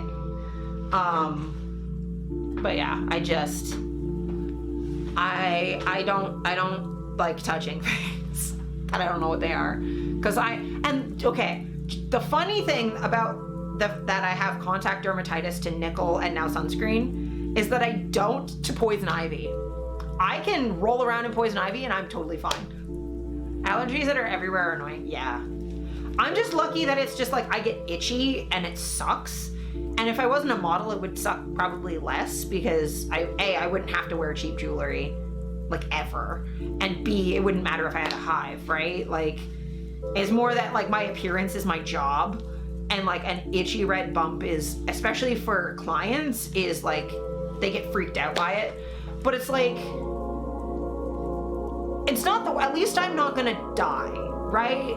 Like, I don't have to take medication for it. I just, like, if I don't need an EpiPen, I'm not gonna die. It just sucks. I'm pretty sure if I swallowed nickel, I'd be very ill, but like, yeah, it's less bad than it could be. I definitely have best wishes, yeah. But I have like all the sympathy in the world for people who have like the serious allergies, because like at the very least, mine's just annoying. The other annoying allergy I have, it's not really an allergy. I have like that photosensitive sneeze reflex where when you look at bright lights, you sneeze. Except for me, bright lights, like I'm surprised these don't make me sneeze, honestly. It's probably just because it's everywhere, so just everything is bright. But like literally the other day, I was in my room and I was on Twitter. When my grass allergy got really bad, it was hell. Oh my god, I can imagine. I luckily do not have plant allergies at all, and like again, I can roll around in poison ivy and I'm completely fine. I had 1 year where one summer I got really allergic to something and we never figured out what it was. We think someone had like an ornamental plant of some kind I was reacting to, because it was only happening when I was outside at school at recess. My eyes would get all fucking weird, and other than that I was fine. But yeah, it only ever happened that 1 year, so we still don't know what I was allergic to. But yeah, I have the photosensitive sneeze thing. But I'm also extremely photosensitive just in general. So if I switch from like dark mode Twitter to like a Google page that's bright white, at night in the dark on my laptop, I will start sneezing uncontrollably. You're good with everything but grass, and it's all grass. Oh God. So, oh, that's good to know actually, because you'd be allergic to all of my rope. Like my jute and my hemp rope are, those are types of grasses. You might not be allergic to hemp. Some people with grass allergies are, some aren't. Jute though is a grass, so you're probably allergic to that. So that would be one of those things where I would make sure not to wear anything that had touched my rope recently. And like lint roll or whatever before I leave, or just make sure there's no like rope pieces or whatever. Cause like, yeah, you're mostly okay with dry grass. It's the pollen. Okay. So then you'd be fine. Cause this is like treated. Cause the jute rope, it's been soaked in mineral oil and like singed. It's been like run through a flame and baked. So, you might be okay. I just probably wouldn't tie you with it because you might get itchy. I've known people who have discovered that they had grass allergies from being tied in rope and like getting itchy. Because they mostly otherwise don't touch grass. Which you touch grass. But yeah, grass is a lot. And it's fucking everywhere. But yeah, that's a thing I ask all the time when I tie people. I'm like, are you allergic to grass? Because if so, I shouldn't tie you because all my rope is natural. Your sinuses go insane all summer. Oh my God. I imagine during COVID that was like extra irritating because you're like, am I dying or am I just normal dying? But yeah, so I sneeze if I look at like a street light that's too bright. It's the worst.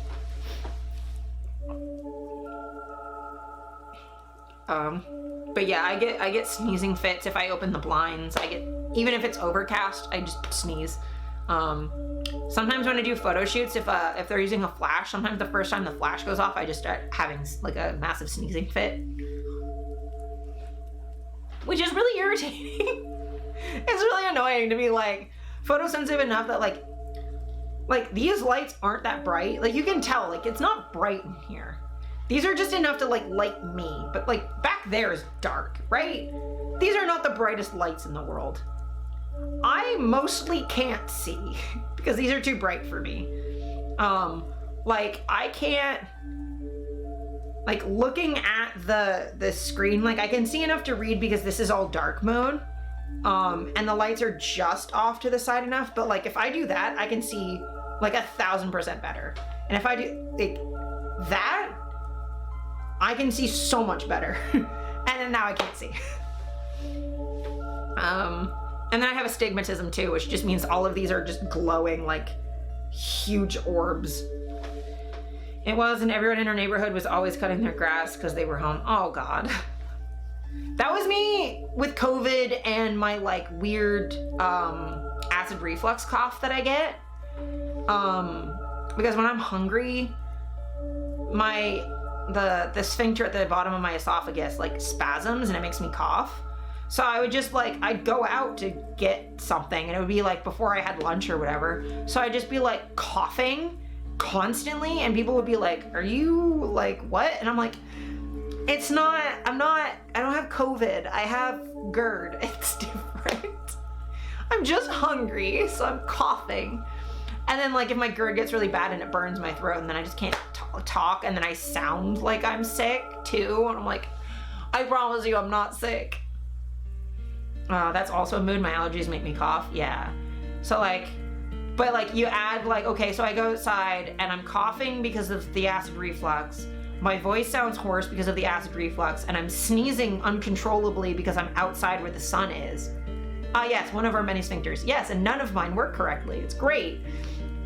And when I say none of them, I mean none of them work correctly. But yeah, so I'd just be coughing and sneezing all the time and I'd have to constantly explain to people like, I'm not sick. Like I'm sick, but I'm chronically ill, not like new sick. Are you an active Satanist? How does one join? I am actually. I'm also an ordained minister with TST as well. How does one join? You can just sign up and be an independent Satanist. I'd recommend looking through the TST website. That's if you want to join TST specifically. Generally, if you want to be a Satanist, you can just be a Satanist. Not contagiously sick, exactly. But if you want to join TST specifically, I give a read through the website, and you sign up for the mailing list, and you're a Satanist. There's recommended reading if you're curious about that sort of thing. There's free services as well. You can get a membership card and a certificate. That's mine back there, but you don't have to.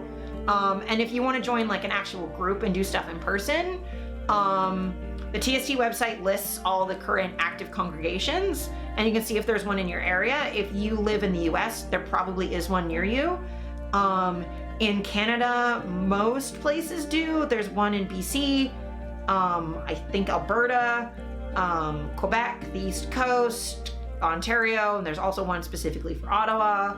I know there's one in Ireland, I believe, in the UK.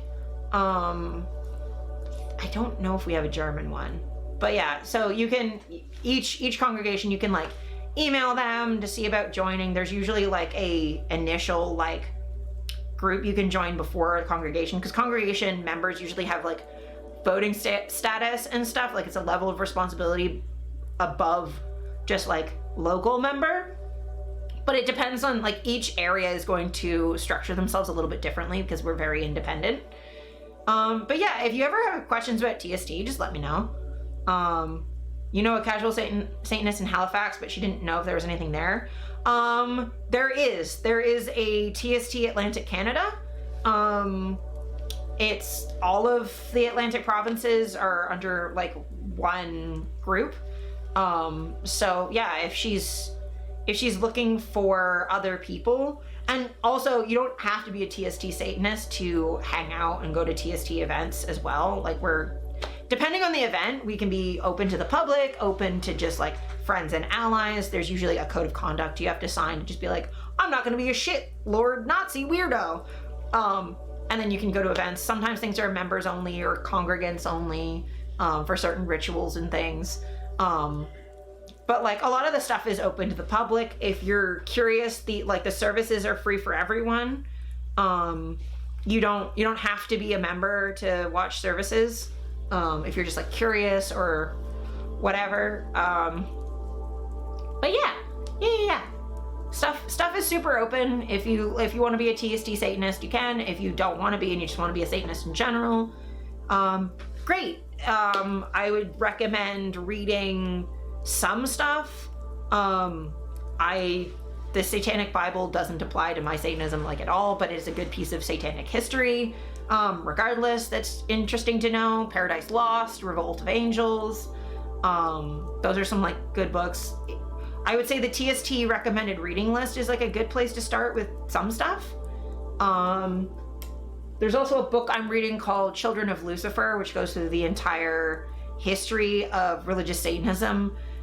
Before TST was a thing, really. But it goes from like medieval accusations of Satanism at I think even back to like early Christianity up until it's like trying to find people who actually identify as religious Satanists, but it goes through like the history of like the Satanic Panic, blood libel, the like Masonic conspiracies, and it's good information to have about like the history of what has been historically included in Satanism, whether like the Romantic Satanists like Byron and Shelley and Percy Shelley, not Mary Shelley, her husband, and William Blake. There's just like a bunch of like the writers that wrote a lot of poetry and stuff post French Revolution. There was a lot of reimagining Satan then. A lot of those writers, that's like pretty relevant to most left-leaning modern Satanists. But yeah, good places to start. It depends on like if you're a reading type. If you prefer podcasts, I recommend Sacred Tension by Stephen Bradford Long. He's also got blog posts too. Lucian Greaves also has a Patreon with a lot of his posts are free. So yeah.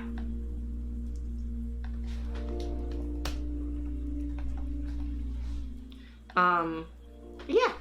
if you ever have any questions about like Satanist stuff, I'm always open. I should get like a TSC command of just like, here's some basic information about Satanism. But yeah, like I am an ordained minister, so like literally any question you have, I won't like if you like come in here being like, oh, do you eat children, or like do you secretly control, like if you come in here with like legitimate hateful conspiracy theories, I will be upset. But anything short of that, I will not be upset. Like if you don't understand Satanism or whatever, that's totally fine. I know it's not like a commonly understood thing. And it's a difficult thing to Google as well. It's like not like one of those things like gender. I can just be like, go to the gender wiki and Google it. It's fine. I don't need to sit here and explain that to you. Or like disability. There's some things you like, I don't need to explain EDS necessarily. There are ways you can Google it. I'm also happy to answer questions about that stuff too. But like, yeah, like most people don't know much about Satanism. It's difficult to Google because the Google results are going to be confusing. So Santa. True. But yeah, it's like I'm always happy to answer questions. I can't speak on behalf of TST the organization, but I can speak as an individual Satanist and give you maybe some like tips of where you can go to like learn more if you want to.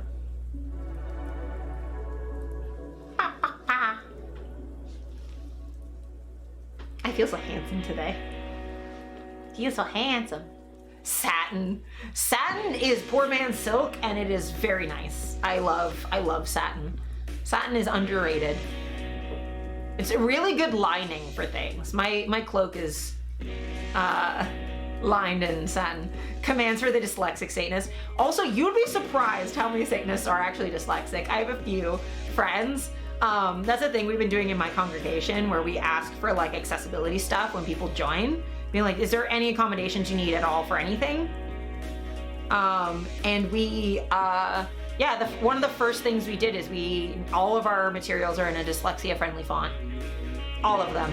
Just by default, we do everything in a dyslexia-friendly font. We also have captions on all of our, like online meetings all have captions. Satin's not the fiber type, it's the weave type. Oh, it can be made of silk. Sick. Sick. I know how to sew. I don't know much about like fabric types other than like I know wool's fucking incredible and I love wool. Wool's my favorite. And I like linen. I know what I like.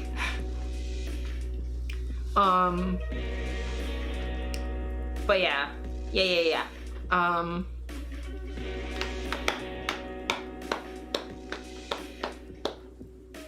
I know lots, and now I'm going to school for it. Oh, hell yeah. You're going to school for, like, textiles generally, like, clothing. I don't know what the proper term is for it. I'm just like, I know friends that sew things. I'm a cosplayer.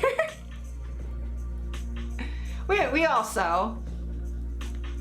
It was really nice because I had a friend, actually, who's gone to school for, like, sewing and that sort of thing. Fashion, technique, and design. Yeah, they went to school for something like that. And they make cosplays and they're a professional prop maker and they used to professionally make latex clothes and stuff. So they're doing without the business. Yeah. Cool. Yeah, but like I can hand sew as well as they do, which is great. University of Imagination. A little bit. OCAD. OCAD is great. I went to York, so I have no qualifications of any kind of a professional sense. Like the only thing I really can say is like I have life experience. OCAD doesn't offer it? Yeah, that's fair. Okay. I really need to pee from all of the water that I drank, and Salt's gonna be here in 10 minutes. So I might wind it down because I need to pee really badly. Because I've been streaming for almost 3.5 hours and I have not taken a break, and I've been drinking water and hot chocolate the entire time. So yeah, I might head out. it's been really, really, really nice to be back at it. I still have to finish Deluge, which I will do when I can. I'm not gonna make promises anymore because if I'm working Mondays occasionally, like I can't know necessarily when I'm gonna be able to stream and when I can't. But I will stream at some point. I want to at least stream a couple times a month. But don't go anywhere. I'm gonna try and find some friends to raid.